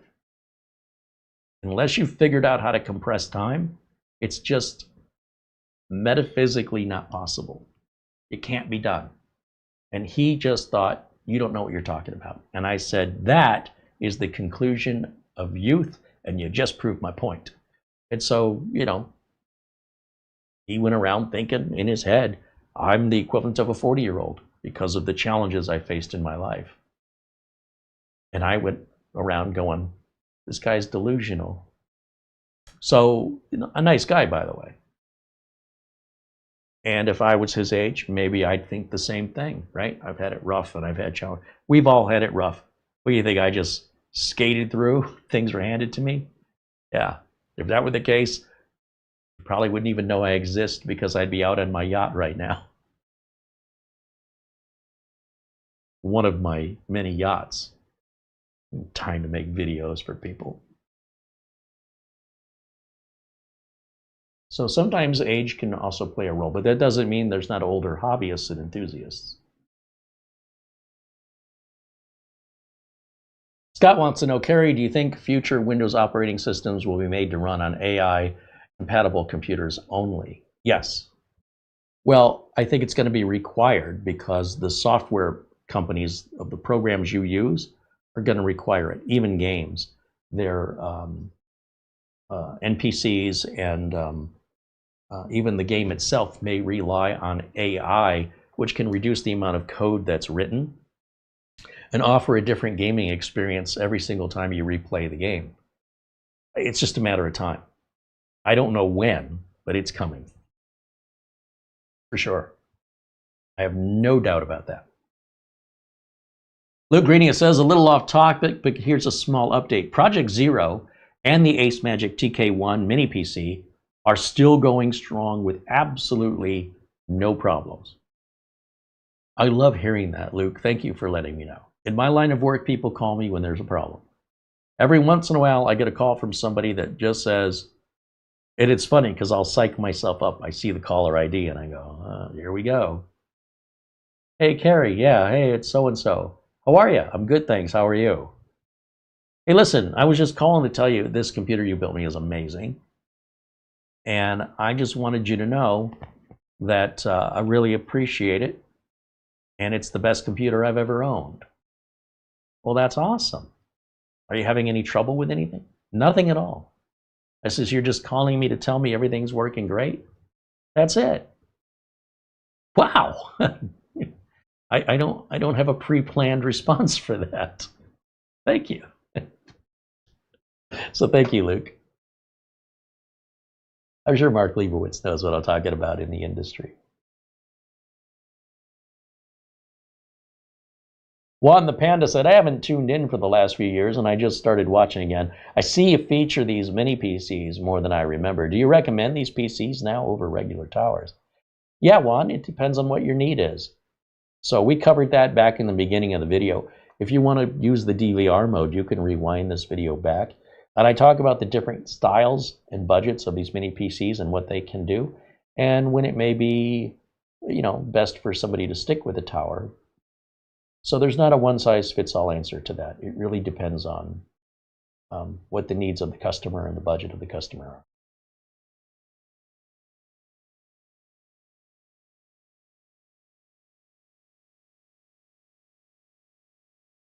But thanks for tuning back in. Mecha Cameron said, as a former line cook, I am not used to good reviews. Well, just because you were a line cook doesn't mean you were a good one. I don't know. You might be a great line cook. I have no idea. I'm just trying to be funny with the keyword on trying. Now, it looks like that update is finally finished installing. And one of the things I noticed right out of the gate with this update is when I click on the My Computer icon, the Windows Explorer, I get some options for like most recent files versus favorite files versus, well, no, it's still installing. Never mind. When it's done, I'll show you. We'll see if I can demonstrate what I'm describing. And I just noticed this last night. That's how fresh this information is. Let me go to, let's turn off camera one. Let me go to the desktop over here. And that should be the last of our updates anyway. But if I go to the yellow folder down here,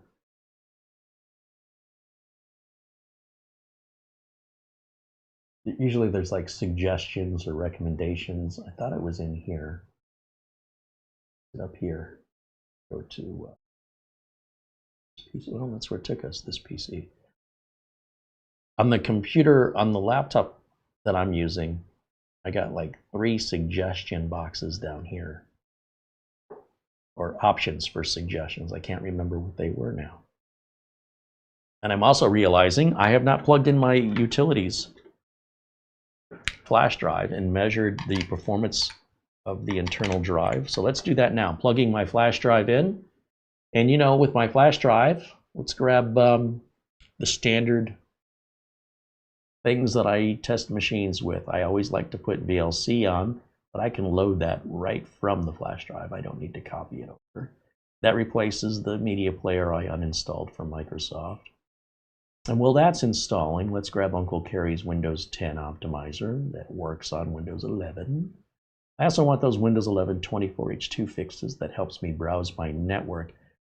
What you'll notice when I go to browse the network on a brand new computer, and I realized I didn't finish copying everything over. But if I click on the yellow folder and I want to search my network, the first thing it tells me is that network discovery and file sharing are disabled. So I click on this up here and choose turn on, and it says, do you want to turn on network discovery and file sharing for all public networks? Well, by default, I'm on a public network because that's the secure thing to do on a brand new computer. But I'm not on a public network. I'm in my house on a private network. So no, make the network I'm connected to a private network. Okay, great. Now it's going to show me everything it can see on my network. There's our Synology. If I double click on the Synology, it says it can't access it, even though I've got access fully open. Well, that's because, and there's my Galaxy Book, my laptop, and there's the ProArt from Mara, and this is the machine we're working on right now. And Red Streamer, well, guess what that is? That's the streaming computer. That's our whole network right there, or at least I'm showing you. But that's default, right? I haven't done anything special. But Microsoft instituted some new security policies because the internet's just becoming more and more horrible. So let's get VLC out of the way. And I've learned these little PowerShell tricks here that I've saved in Notepad. And I just highlight this one right here, this first one.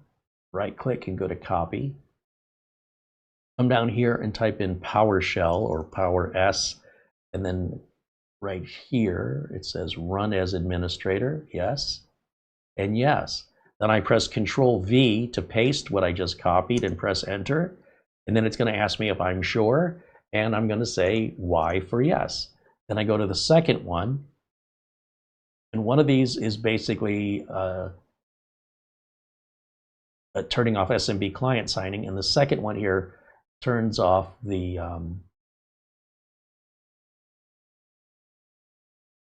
did I just hit a key? Sorry, I'm confused. Let me close this and reopen it. It doesn't look right to me. Don't save it. Yeah, I changed something. Let me reopen that file again, because this re-enables guest default logon. Yeah, there. Highlight that, right click, copy, and then I'm done with this, so I can close it and get rid of it. Come down here, Control V to paste that and enter. Yes. And then I type exit, E-X-I-T. Now, check this out. Without a reboot, I can go back to my network. I can go to the NAS. Oh, I've got access now. Isn't that cool? So that's where I see what Microsoft did there. I see why they did it. The internet is nasty, and we have to keep putting more locks and alarms on everything. And that workaround just isn't easy to know. But you don't have to get into all networking details. If you leave things alone, that's all you have to do to get a computer on a network at your home, or even a small business running peer-to-peer. You don't have to get into all these settings unless you previously started playing with them, and now we have to undo everything you did, and we don't know what that is, and that can take an hour to undo everything the customer did. But if you leave it alone and you just follow Uncle Carey's simple steps before guessing, then we don't have to undo all your guesswork. That's the part that takes a long time. If you just leave it alone, it's just a couple clicks and all the problems go away, and networking is very easy. All right. We did check this already, right? We were on the latest version. Yeah, up to date. Very good. I was copying over what we can run. I guess we can run Cinebench on this, so I'll copy over CPU-Z just in case I want to check on specs. I'll copy over Cinebench R23. We'll copy over Crystal Disk Info and Crystal Disk Mark, both portable. All of these are free. Just Google search if you want them. I always download the zip files. Those are the portable versions. I don't install anything on my customers' computers other than Windows updates and my optimizer. Speaking of which, let me go ahead and run the optimizer and get that over with. Yes, apply. These access denieds are normal. It's just turning off indexing to files that are in use. Nothing to be worried about. This machine, it's all going to happen very quickly, and then we reboot for everything to take effect. It's doing a lot more than just turning off indexing too. And it's an intelligent utility in that if we try and run the utility again, it'll say, you've already run this, all your settings are at the recommended defaults. It checks the registry settings, and we're not modifying anything that is outside of Microsoft standard parameters. We're not working around a shortcut or a loophole. That's the stuff that'll bite you in the butt. Just turn off all these security services and your games will run faster. Worst advice ever.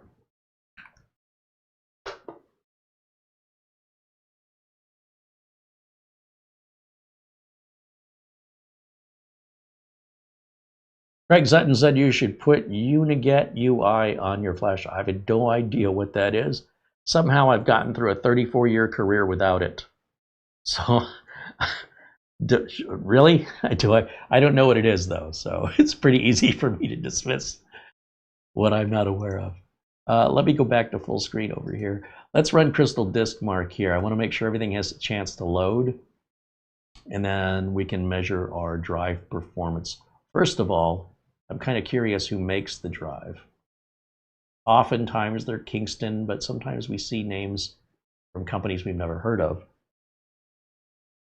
CT, that's crucial, isn't it?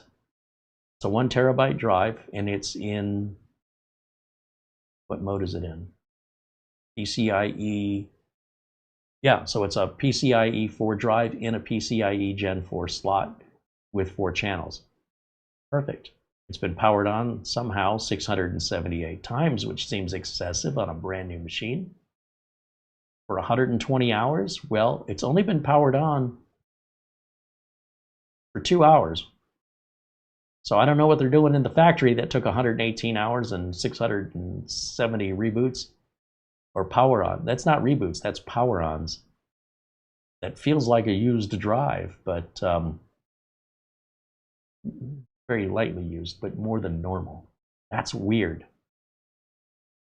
Fair to say that this is likely a pre-production model and not what you would get if you ordered one. All right, so I'm going to give them the benefit of the doubt here because they've never done anything sketchy before, and I mean that. It's not sarcasm. They have a solid reputation, and they do warn, like on the box, it does say this is for review purposes. So it may not be identical to what you get. So don't let that freak you out. All right, we're going to run Crystal Disk Mark. I expect about 5,000 out of this thing. It's not likely going to be 7,300 on the high end of Gen 4. Yeah, so we're exactly where typical mini PC manufacturers go for budget and performance. If they put the high performance drive in, you got to deal with the excess heat, and you've got to charge more for the device. And if you go too slow, then you got people that won't buy it because, it's Gen 3, you know? So they cut it right down the middle. If you don't like that, then you get the bare bones version and put what you want in there. All right, so while that runs, let me bring back camera 1. And of course, it's always in the way. It doesn't seem to matter. I'm always in my own way. I can move this box without interrupting it. Just move it up a little. There, now we can see both. All right, back over to the chat. Let's see if I've missed any other questions.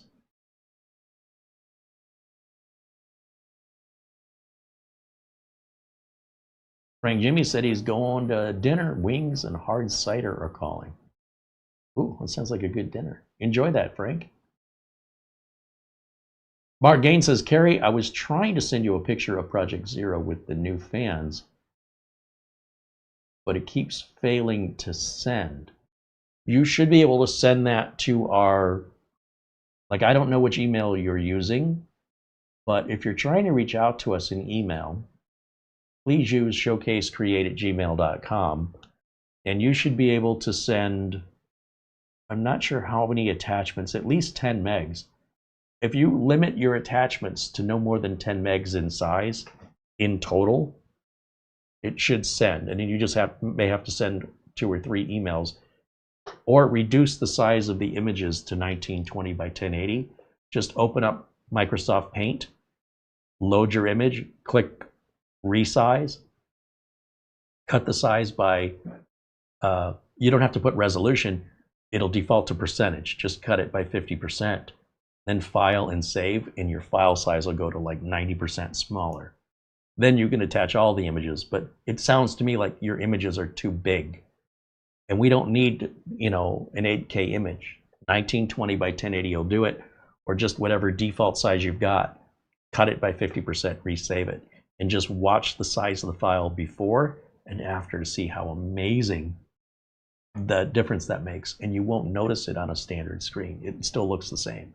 It's only when you zoom in and you want to get into the details that those really high-res images can be really beneficial, but we're not. I don't think I need to zoom in that much, do I? So it should look fantastic and probably solve the sending issue. Also, check the spelling of the email address. Sometimes people get the E and the A backwards, or there's a typo in there, so just carefully look at each letter and make sure it's spelled correct. And that's open for all of you. Showcasecreate@gmail.com is how you can reach out to us.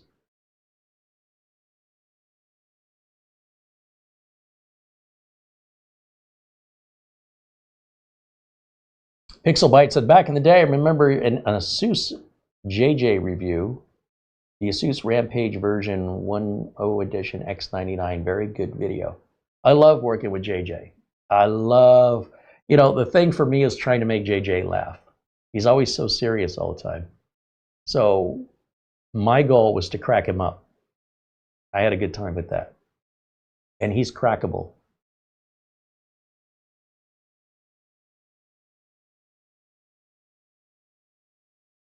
Mark Liebowitz said, age equals experience, so maybe Crucial's just trying to make their solid state drive look venerable. No, I'm pretty sure Crucial didn't do that. That's something Minisforum's factory did, or their developers did. This could be a very early copy, and for all we know, this could be the one the system image was made from or with that ended up being the system image they use on the factory floor. We could have that very model. For all I know, it could happen, because I can't think of any other reason why that would have so many reboots on it.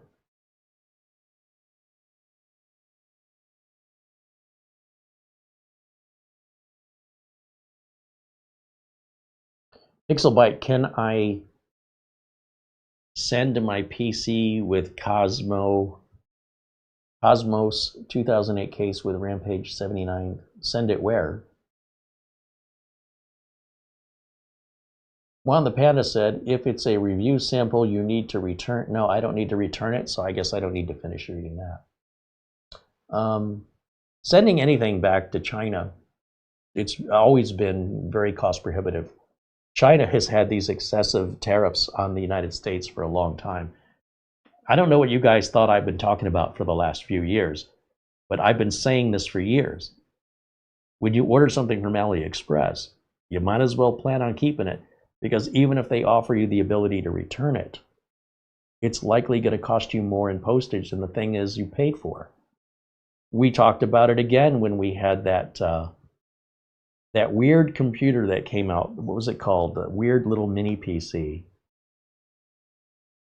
And they were doing like a Kickstarter on it, and it was profoundly expensive, exceptionally difficult to work on, and the one they sent me didn't work. And I said, well, what do I do, right? What if I'm a customer and this is a warranty issue, or you got to send it back to China? Well, it's like $300 to send this mini PC, which was like a $600 mini PC, back to China. How are you going to honor warranty? And this company sent these units out to all these reviewers who were like, yeah, I'll take a free computer for a review. Oh, this thing's great. Here's how you take it apart, with no comment about how difficult it is to take apart, how limited it is on the upgrade.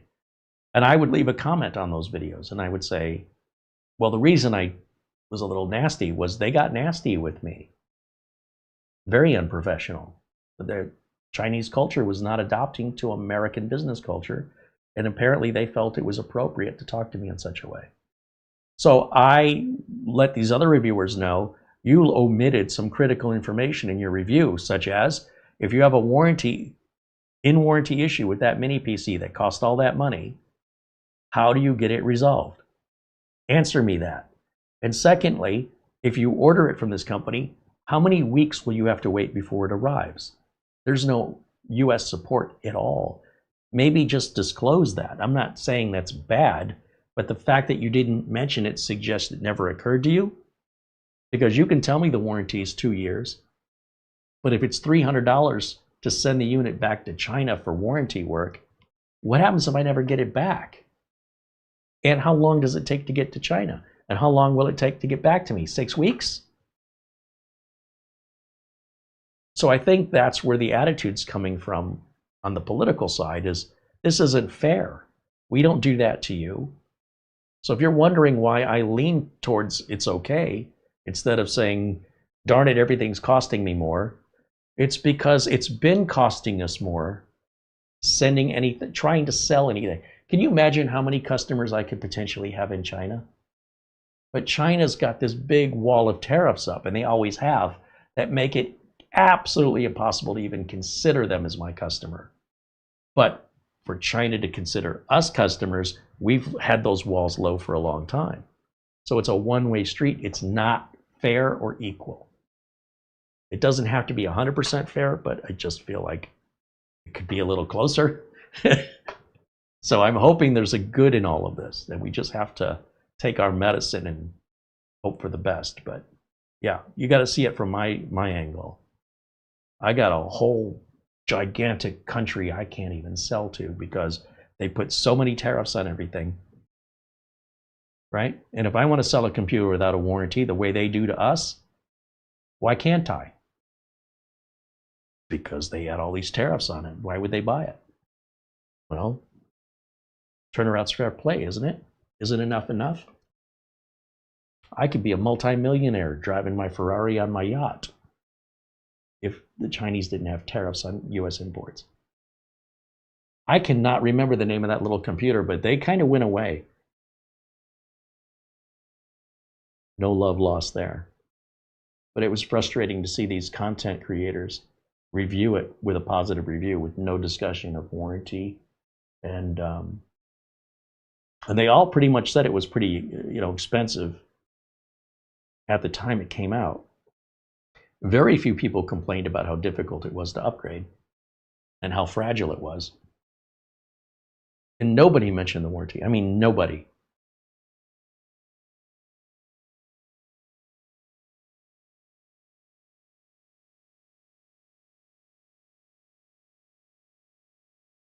Jerry Kelly says, I'm glad you recommend the cheaper computer. I got one. It's working good for me.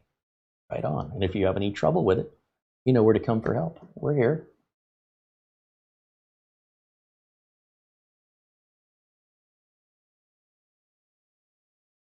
Intermute says Geekom. No, Geekom makes fine. Listen.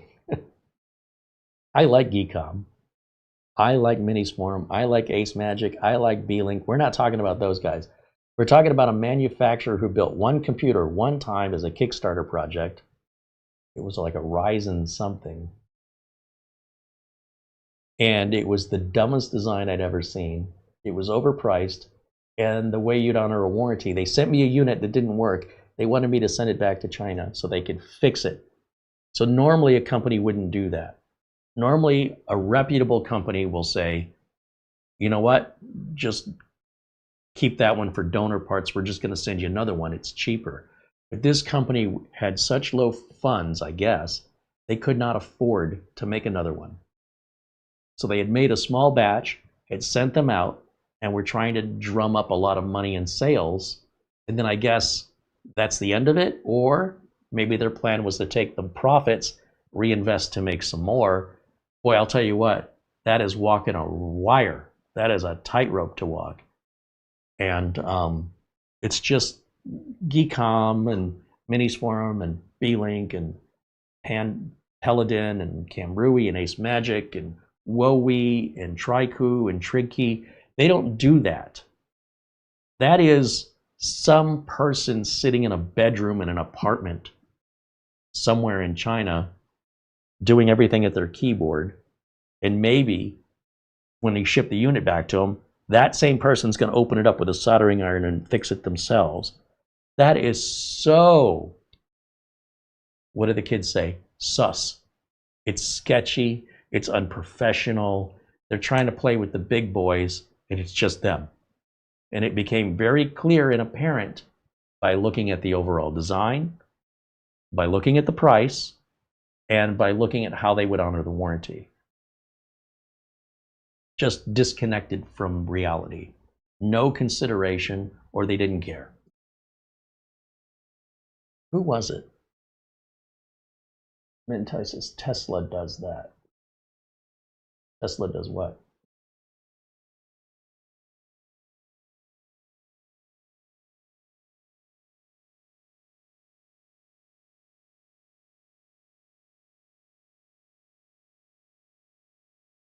Pixelbyte said, I'm so confused. What score does this mini PC get on Cinebench? Well, if we haven't run Cinebench yet, how would we know that? So right now we're looking at the speed of the internal storage drive, which is pretty much standard expected from any mass-produced mini PC with a Gen 4 drive. It's not the fastest, it's not the slowest, and it's the best bang for the buck is what that is. So what I can do, and thank you for reminding me because we can run Cinebench right now. Let me go full screen over here temporarily so I can see. There we go. And we'll click on File, and we'll save these results on the desktop for future reference. I'll just type in Crystal Disk Mark. We'll save that as a JPEG, and we'll put it to the desktop. There we go. And then we can run hardware info. Take a look at our temps because this fan has been very quiet. I can just barely hear it. Well, this is different. Sensors only. Start. Oh, yeah. Come down to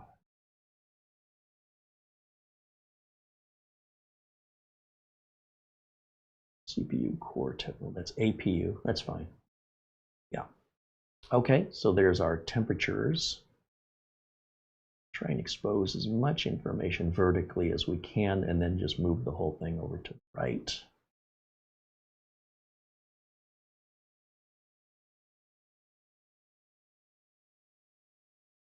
And then let's grab Cinebench here. This is R23. We'll kick that off. And we'll do the multi-core and single-core tests. They take 10 minutes each, and we'll see what kind of fan noise, performance numbers, and heat this generates. This is an excessive, over-the-top, unrealistic synthesized benchmark that does not represent 99.5% of the way consumers will ever use this computer. It is beyond excessive and extraordinary, and it is look, it's a torture test. It's not the type of challenge the PC would endure for this much time with this kind of a task, though there's probably someone out there, probably a handful of people that would actually do this. So when I run this test, this is by no measure any realistic expectation of how this computer would be used by you. Most of you out there watching would not have any type of project you work on that would require this intense of resource requirement for this period of time. Some of you, maybe. So the fact that it can do this outrageous, synthetic, unrealistic torture for this period of time is a measure of an absolute inhuman worst case scenario that likely would never happen. And if it can fly through this with keeping its temperatures, you know, from thermal throttling as well as keep the fan noise cool, then anything you do to it should be a cakewalk. I do hear the fan cranking up a little bit, but it's still not terrible. It's barely noticeable still, just maybe a little bit more than it was, but not excessive. It is getting louder, but again, I can notice it when I listen for it. Maximum temps on our CPU right now have hit about, what, 85, just shy of 85. And these AMD CPUs are designed to run at 95 all day long, which I disagree with, or at least the previous Ryzens. I'm not sure on the AI models, but AMD seems to think 95 is just fine. I disagree, but maybe that's just my old school methodology. And for all we know, this could be in the BIOS limited at 85. We'll have to watch it and just see what happens. But I can tell you, just watching how fast it's filling in the boxes, that's happening quite quickly. You know, watch anybody else do this or run it on your own computer. Tell me if the boxes fill in that quickly for you. That is, that's impressive. All right, let me see if I can get back over to the chat. Have I been covering this up the whole time? I'm sorry, guys. Let me get rid of that. No, I'll tell you what. Let me do this. I did not realize camera 1 has been covering that. Let me move camera 1 over here. Ugh, hate it when that happens. This is why I need to have 2 monitors, right? Because when I'm on one screen, it's covering up the other screen. So, but there you go. You can see what's going on now. My bad.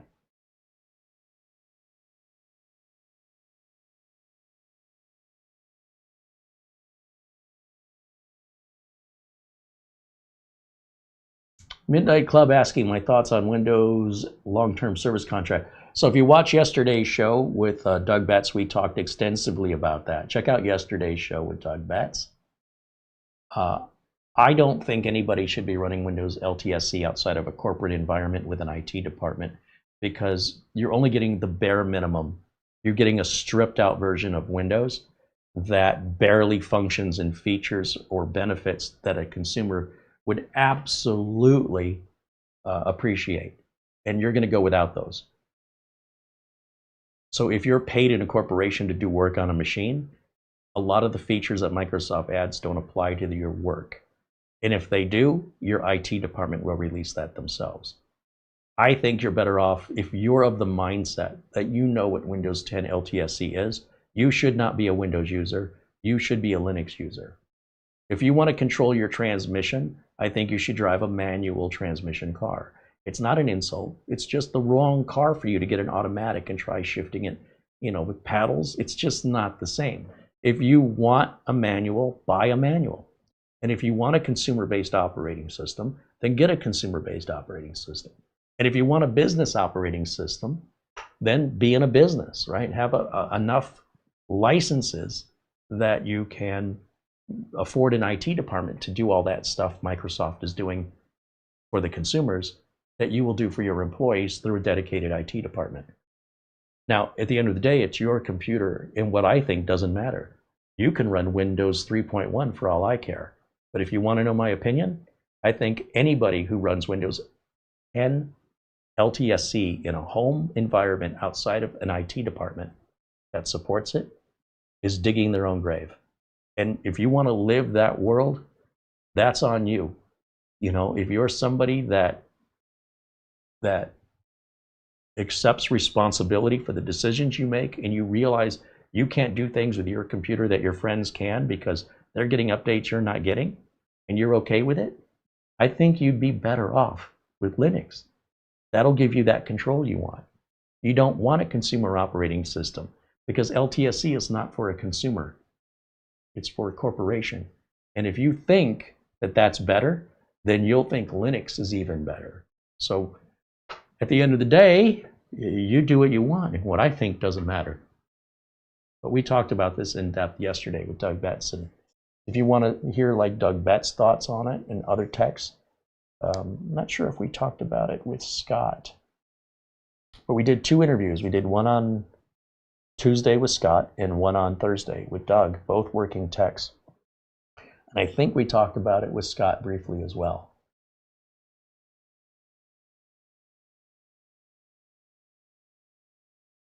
If a customer reached out to me and said, I'm having a problem with my computer, and I found out they're running workstation version or an LTSC version, I cannot help them. Likely you'd get the same response from Geek Squad or any other reputable repair facility for consumers. That's an IT department problem, and I would recommend you go to your IT department. If you tell me you don't have an IT department, then I'd say, well, this operating system is not ideal for your needs. And if you wouldn't have had it, you likely wouldn't be here for the repair that we can't do because you've got it. See where I'm coming from? But anyway, what else? Zulu, yeah, XULU. That was the name of the mini PC that I'm talking about. Wintermute, got it. Yeah, Geekom did do a mini PC Kickstarter. That's true. The little mini ITX with the liquid cooling. What a unserviceable. Who did a great review on that was Der Bauer. And I agree with every concern he had. And for the price that Geekom wanted for that was excessive. I didn't think about that. Because usually what Geekom does I may not agree with, but it's not excessive. But that one you're talking about from Geekom You know, they asked us if we wanted to review it, and we said no. And we told them, you know, it's too expensive, and we can tell by looking at it, it's too proprietary. When Der Bauer got it and showed just how proprietary it was and how the performance was not where you would expect it to be at that price for the equipment that it was stocked with, not running at its full potential, all it did was reassure me and vindicate that we made the right decision to not even introduce it to you guys. But we've introduced a lot from Geekom. We do like overall the Geekom products, as we like overall the Minisforum, but not all. You know, you saw me struggle with the Minisforum portable monitor with that cardboard stand that I folded 1,800 different ways, it felt like, for 45 minutes and still couldn't figure out how that works. That is not what I'm accustomed to from Minisforum. And I do see other monitors Minisforum offers that are portable. I'll have the metal kickstands now. Much better improved.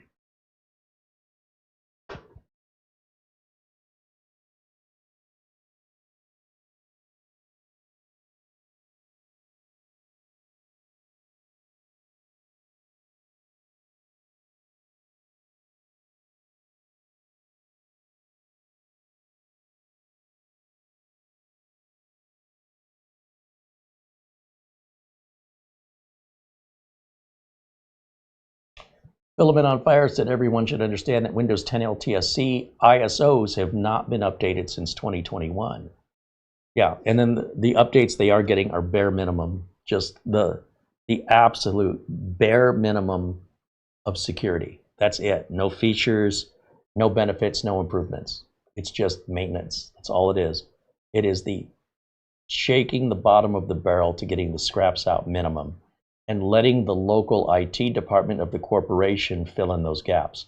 Without that IT department filling in those gaps, you're on your own. And if you want to be on your own, just get Linux. I mean, why force Linux to be like Windows? And why force Windows to be like Linux? They both exist. They're both available. Why not just pick the one you want rather than picking the one you don't want to work like the one you want? That's the thing I can't wrap my head around. I just don't have that kind of time to mess around like that. We get it done. We have a goal, we have a mission, we have a budget for both time and money. We get that done, we move on to the next one. Anyone that holds us up potentially costs us the next one who can't wait anymore. So I don't have the luxury of sitting around the house with nothing to do to play.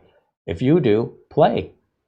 But when you come here, you're talking to somebody who's running a business. So just keep that in mind. The type of answer you're going to get from me is not coming from an enthusiast. If you're an enthusiast and you want enthusiast advice, you might want to, and no differently, by the way. If you want Windows to run like Linux, or you want Linux to run like Windows, if you go to a working technician and you want him to sound like an enthusiast, you see what I'm getting at? You're in the wrong place. You're picking the wrong tools. I don't know what else to say. It's weird. I want you to conform to what I want. No, I don't do that unless you're paying me. If you're not paying me, this is what we do here. If that's not what you were looking for, there are other places that do what you're looking for. I want my Windows to look like Linux. Well, just go get Linux.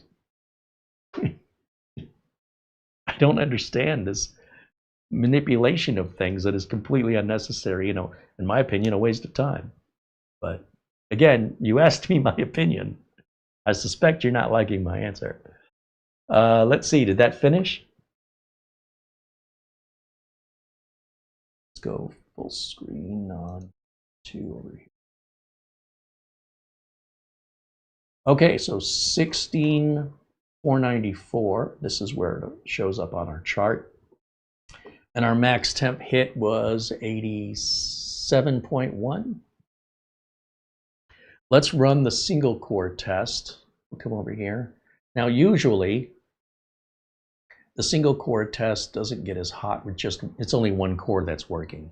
You got to remember, these cores are all bumped up right next to each other, just, you know, the width of a human hair apart, or, you know, fraction of a millimeter. So the heat of one can affect the heat of the next one.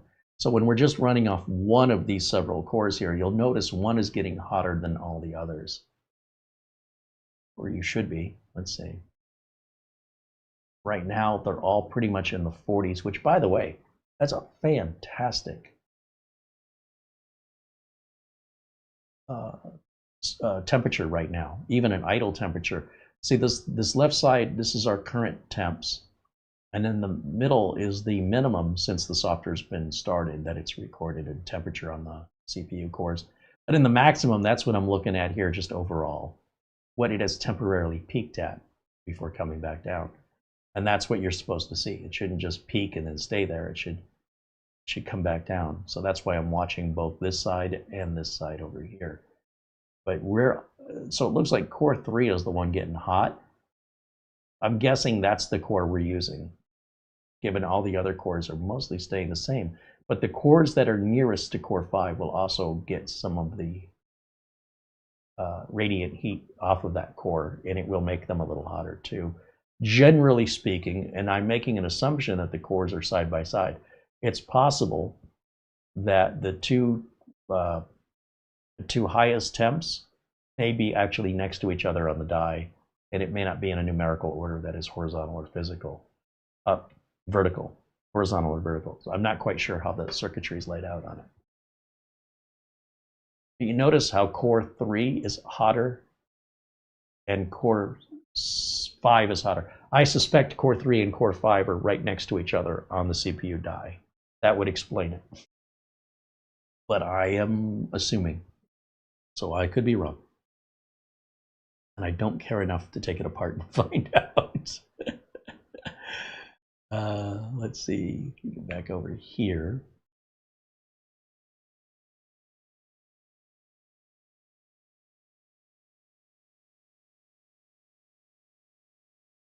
Pixelbyte said the CPU is like an i9 10900K overclocked. Well, I suppose, but the CPU also has an NPU on it, and a 10900 does not have an NPU. And you're going to feel pretty silly in a couple of years when you can't imagine owning a computer without an NPU that you thought a 10900K was similar to this. But if you narrow your scope down and ignore the NPU because you're not using one right now, and you eliminate that benefit, I can see your point.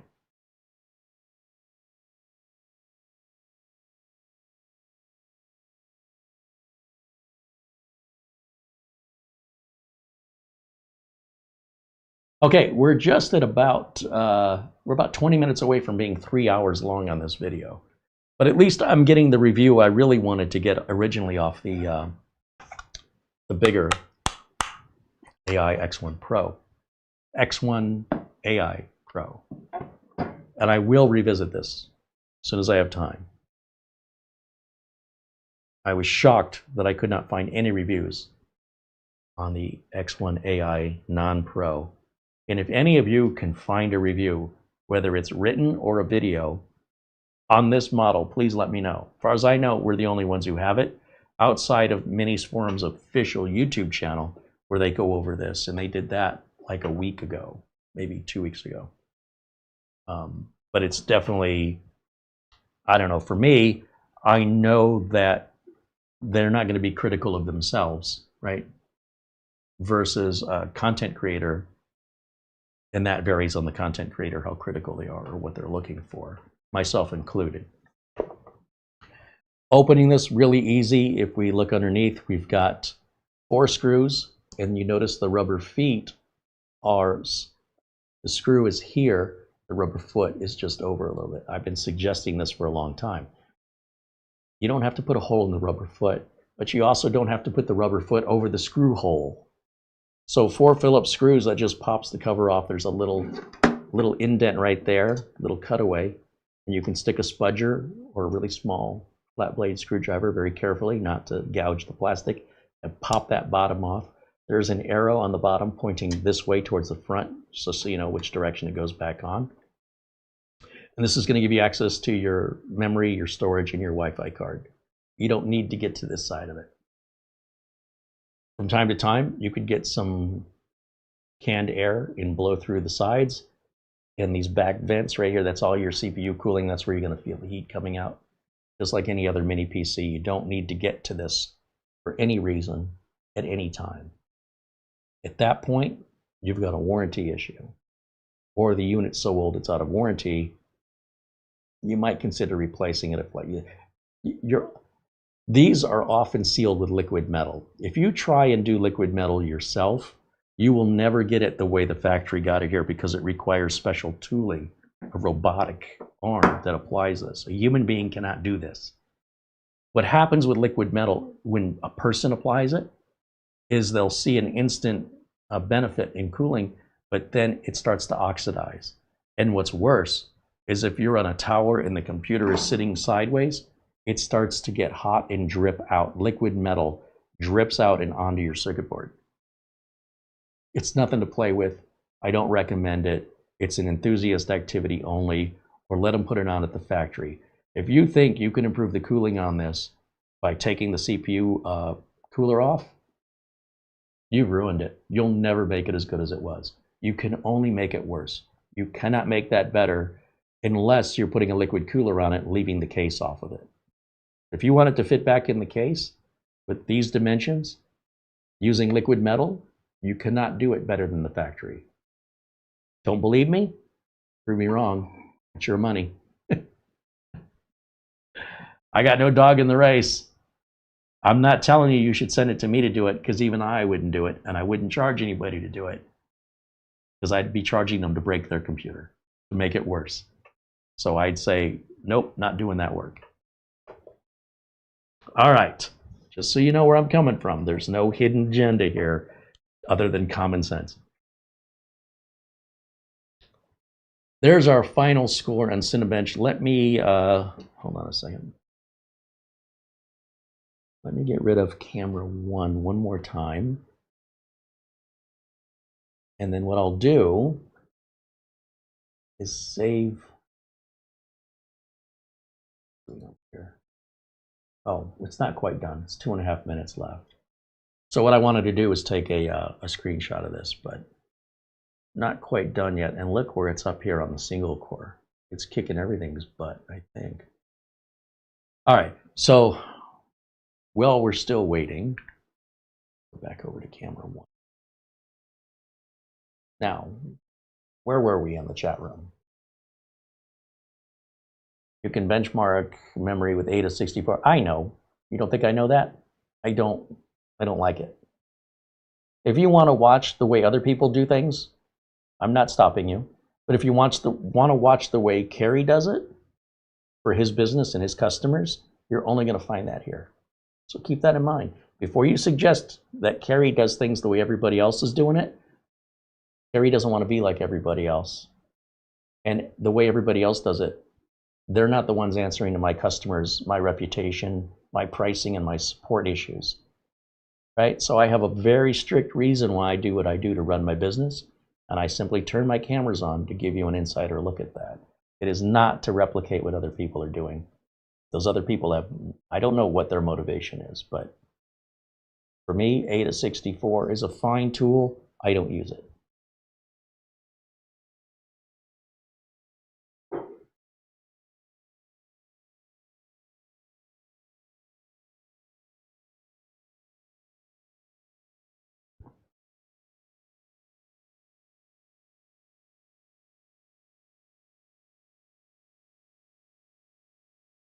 Midnight Club says, I want to stay on Windows 10.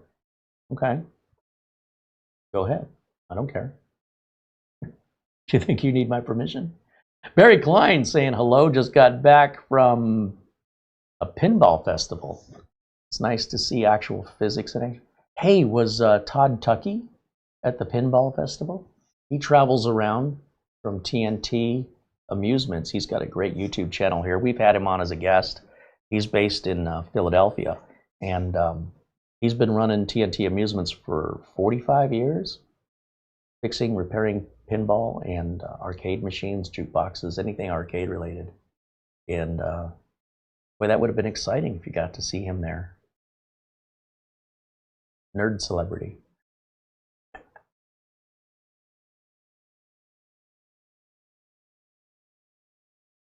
Let's take a look one more time at our progress. We've got to be getting close to the finish line. Barry says, I didn't see him there this year. Well, if you know who he is and you knew to look for him, I guess he wasn't there. All right, once this finishes this final render, that'll be the end of the single core test. And we'll get a number.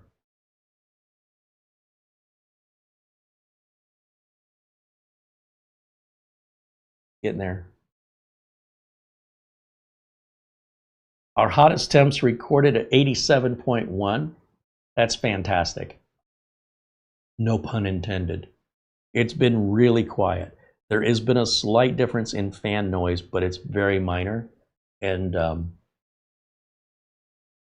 when it's idling, you really have to listen for it to hear it. And when it's cranked up to get these high temps down, you can definitely notice it, but it's not like you have to talk over it or anything.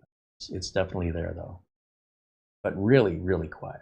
Just overall, one of the quietest so far.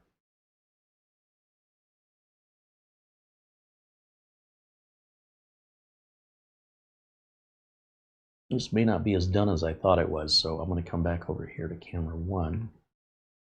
We'll just continue to talk with the chat room as we wait.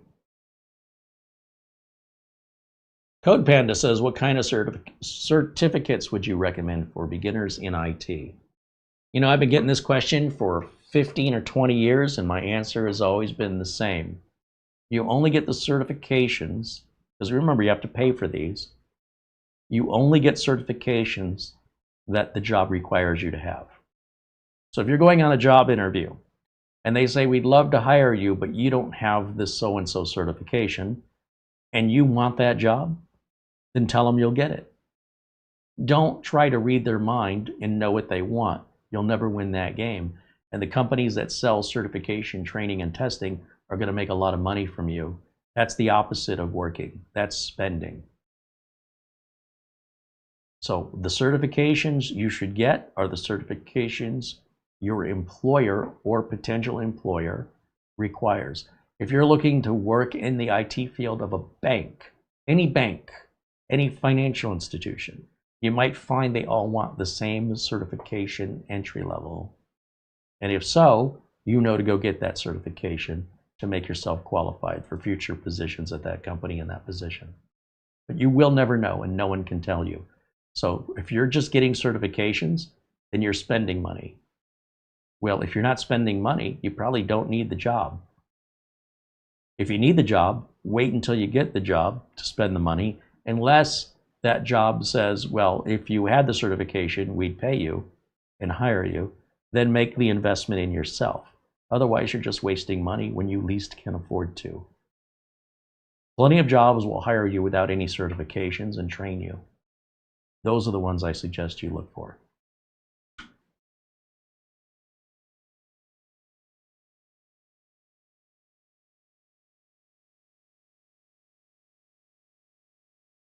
Patrick says, my gaming laptop does not have TPM 2.0.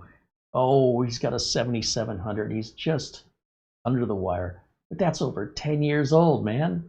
You have an 11-year-old laptop? I'll just save as much funds as I can, reduce DoorDash ordering. Look, laptops aren't really designed more than for 6 years. If you can get 8 years out of a laptop, you're lucky. And if you can go anything over 8 years, you're on borrowed time. So you've had 3 years to do something about this, in my opinion, and you've procrastinated for one reason or another. Now, your laptop's not going to stop working on October 14th. It'll continue to run, and I think it'll probably be okay, I think, till the end of the year. But if you're still using a 7th generation, what's going to be a 12-year-old laptop, online on the internet, you know how much hacking has advanced in the last 12 years? Oh, man, they're going to love you online. So take it offline. Pay for the extended security updates for 30 bucks. It'll get you another 12 months, and you can procrastinate for 12 more months. Maybe don't buy such a high-end laptop, and it can be affordable. You know, if that 7700 that you bought 10 years ago, 11 years ago, that probably wasn't cheap. But if you calculate out how much you've been paying for it per month overall, it's definitely giving you your money's worth. And to ask it or expect it of any more just doesn't seem reasonable. You should have done this on your own 3 years ago. The fact that you didn't. So here's my point. Here's the thing I just don't understand. A laptop that high end is usually purchased by the most demanding of customers. And when that computer stops fulfilling the demanding use, that usually happens within 4 to 6 years. So for that demanding customer to continue to use something that's just getting slower and slower as more programs just get bigger and require more resources, the computer's having to work harder to do the bare minimums than when it was new, when software was simpler and easier. And I'm talking about security software here too. So if you're the kind of personality that would buy that to begin with, it surprises me that it still operates well enough today to meet your requirements that you had when you bought it, because it hasn't been doing that for at least 3 years. So that's the hypocrisy that I can't get my head around. Is if you just wanted a budget computer that operated for a good 3 to 5 years and then replace it every 3 to 5 years, you could have spent a lot less. You could have bought 2 laptops, one that was a lesser model of that 7700. You could have bought one for half the price and used it for 4 or 5 years, then bought another one. You'd still be good. You'd be basically Windows 11 compliant now, and likely would have spent the same amount of money. The reason people don't do that is because one that would be half the price wouldn't have been good enough. But then how is it good enough for the last 3 years under the same logic? That you hadn't just voluntarily said, I can't stand this anymore. Never mind whatever Windows 11 requirements are. Take that off the table. How is this still an acceptable machine?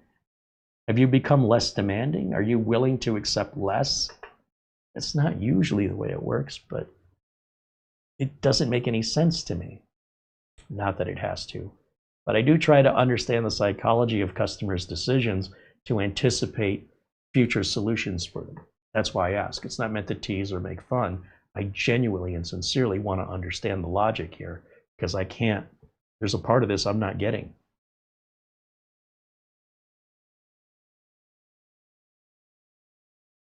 Maybe my assumption is you paid for it. Maybe someone gave it to you. Maybe you didn't buy it brand new. Maybe it was on sale. Maybe somebody bought it as a gift. I don't know.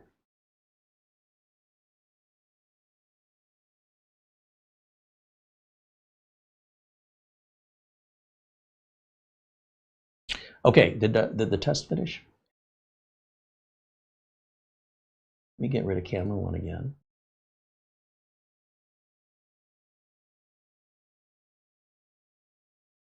Okay, 1796 on the single core. That puts us way up at the top here. Granted, these are old benchmark numbers at Cinebench R23, but nonetheless. 87.1. Okay. So what I want to do is, let's see, right click. Oh, I could just take a screenshot of the whole screen. Just hit print screen. We'll go into Microsoft Paint.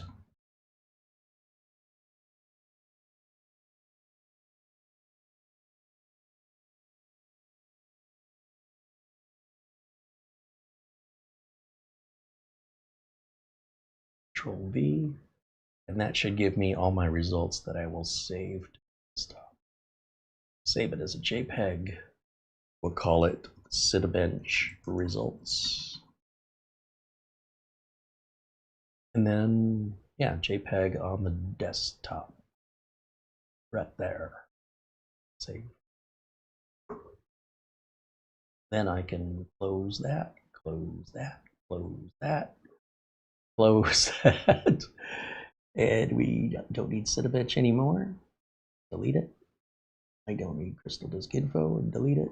I don't need Crystal Disk Portable or Hardware Info anymore, nor do I need my optimizer anymore. It's all done. I don't need these fixes anymore. Empty that recycle bin. Right click, sort. Desktop. Sorted in descending. I want it sorted in ascending order. And then I'll run disk cleanup.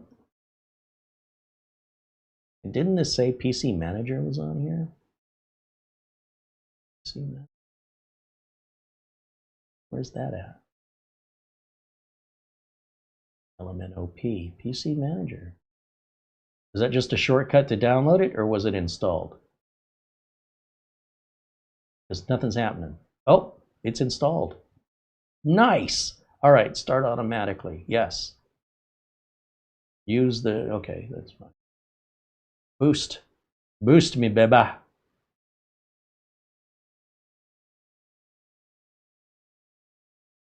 Just deep cleaning, we'll do that. Proceed. Go back home. Set Smart Boost on. Put that away. Come over here. We'll clean up different system files. You'd think they were all the same, but they're not. And we're going to run just a disk cleanup to get rid of any sort of detritus or leftover files from Windows Update or even the factory floor. That's almost 3 gigs, 2.5 gigs of junk. We're going to wipe off this drive and free that real estate up for us to use. And while we're waiting, I'll right click on the taskbar, make sure I can see PC Manager down here running. That will remind me that I have it. If I don't see it, how do I remember I have it? So we're going to turn that on. I also want that on. Okay, and that's my preference. That's just what I like. I want to just click on that and eject my flash drive that I have in there. Put that back away. We were done with that some time ago.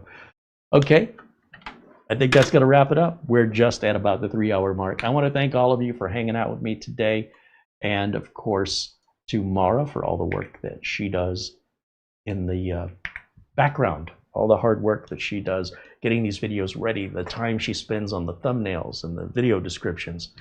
Our friends over at Minisforum for so generously sending this to us with no rules or conditions for us to review without their oversight. We're able to do this live and be honest, and they get to see the video at the same time you do, and they accept my criticisms and my compliments, and they continue to send me units. They always ask me first, which I appreciate, because if I think a company has a product I'm not going to like, I don't want to do the video. If I'm reviewing it, it's because, and with few exceptions, there's been a couple, but not many, it's because I genuinely think this thing has promise, right? So when I heard about the Pro, I got to see that. Blew my mind, better than I even thought it could be. This one, fantastic. If I couldn't afford this, and I had a choice between the workstation, the MSO1, and this, ooh, that's a tough choice. If I want those 2 USB4 ports, I want this, but if I want Thunderbolt over there, I want the MSO1. About the same price. But that's a tough one. It would have to depend on if you had the aesthetic preference of one unit over the other, if you preferred Intel over AMD, although they have the MSA1 and now the A2. There gets to be a point of analysis paralysis where you can't make a decision, where financially they're identical, and in power and performance where they're different, there's pros and cons. That's a tough one. They're great units, so I don't think you can go wrong. But at the end of the day, if I was forced to make a decision, I mean, I want this one. This is the one I want. But if I can't have it, I will gladly take this one. But it depends, again, on how it's being used. So there you go. So again, thanks to Minisforum. Thanks to our friends at SCD Keys. You know, when we go to SCD Keys, in fact, let me go there now. If I look in my video notes for today's video, we have links, and it says there's Windows 10 Pro for 15 bucks. You click on that link and you're going to get this web page right here for SCD Keys. Then you'll see, I'm going to cancel that. You'll see it says $22.46. So what you're going to do is you're going to say buy now. And the Windows 10 Pro key currently, and until the end of Windows 10 at least, will activate Windows 11 Pro with the same key, but it costs less money than a Windows 11 Pro key. So why spend more if you don't have to? I'm just trying to save you money. I'm not making commission on this. Okay, so $22.46, great price. Carey, I thought you said it was 15. Yeah, it's 15 and change. You hit buy it now, and you have to sign in. What do I sign in with? You just sign up. Free. You need an email address and a password, okay? Because they got to know who the receipts, what name is the receipt going to go under. When you call for support, you're just looking for free help, or are you a customer?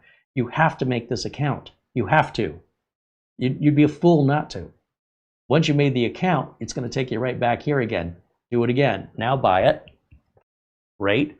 Now you want to check out. It says, do you have a discount code? Yes, I do. It's Carey, C-A-R-E-Y. Hit apply. That price drops from $22.46 right now on May the 2nd, 2025. This will drop to $15.72, and you can pay with PayPal. So you know. And then you're going to get an email that tells you how to proceed. You're going to go. You can leave this window open when you're done paying, and give it about 90 seconds, 2 minutes, and it's going to take you into the login page where you're already logged in and show a history of your purchases and all the previous key codes you've purchased for each product. So if this is your first time, you're going to find your code in there. If this is not your first time, you're going to be reminded of everything you've purchased before and what all your codes are, since you lost them and you don't know where they are, because that's what people do. And this is how they handle the sheer enormity of people wasting support time because they are too lazy to look in their email, or they wiped out their computer and now they need their codes. They don't know where their codes are. They're unorganized, and they expect the company to keep your records for you at no cost. Well, that's what the account is for. You guys forced companies to do this. So take advantage of it. It's not a bad thing. And they will hold on to every purchase you ever made for years and years. I can go to Amazon right now and look at the purchases I made in 1997. Just book spec then. I can see all the books I bought 28 years ago. That's pretty damn cool. Well, SCD Key does the same thing, and don't look down upon that. That's a benefit for you. Now, SCD Keys also sells, you know, I will sit here and tell you on keyboard not to buy or install Windows, what is it, Windows 10. I think they offer the LTSC on here. My coupon code works universally. Any of these products. I don't know what a Windows 12 Pro is. That's, what is this? This has got to be a mistake. Oh, it's server. It's a server. Okay. I see what they did. It's 2012 server. Okay. You still want to buy Windows 7? 8.1. So here, Enterprise LTSC. Enterprise means this is for corporations. It's not intended.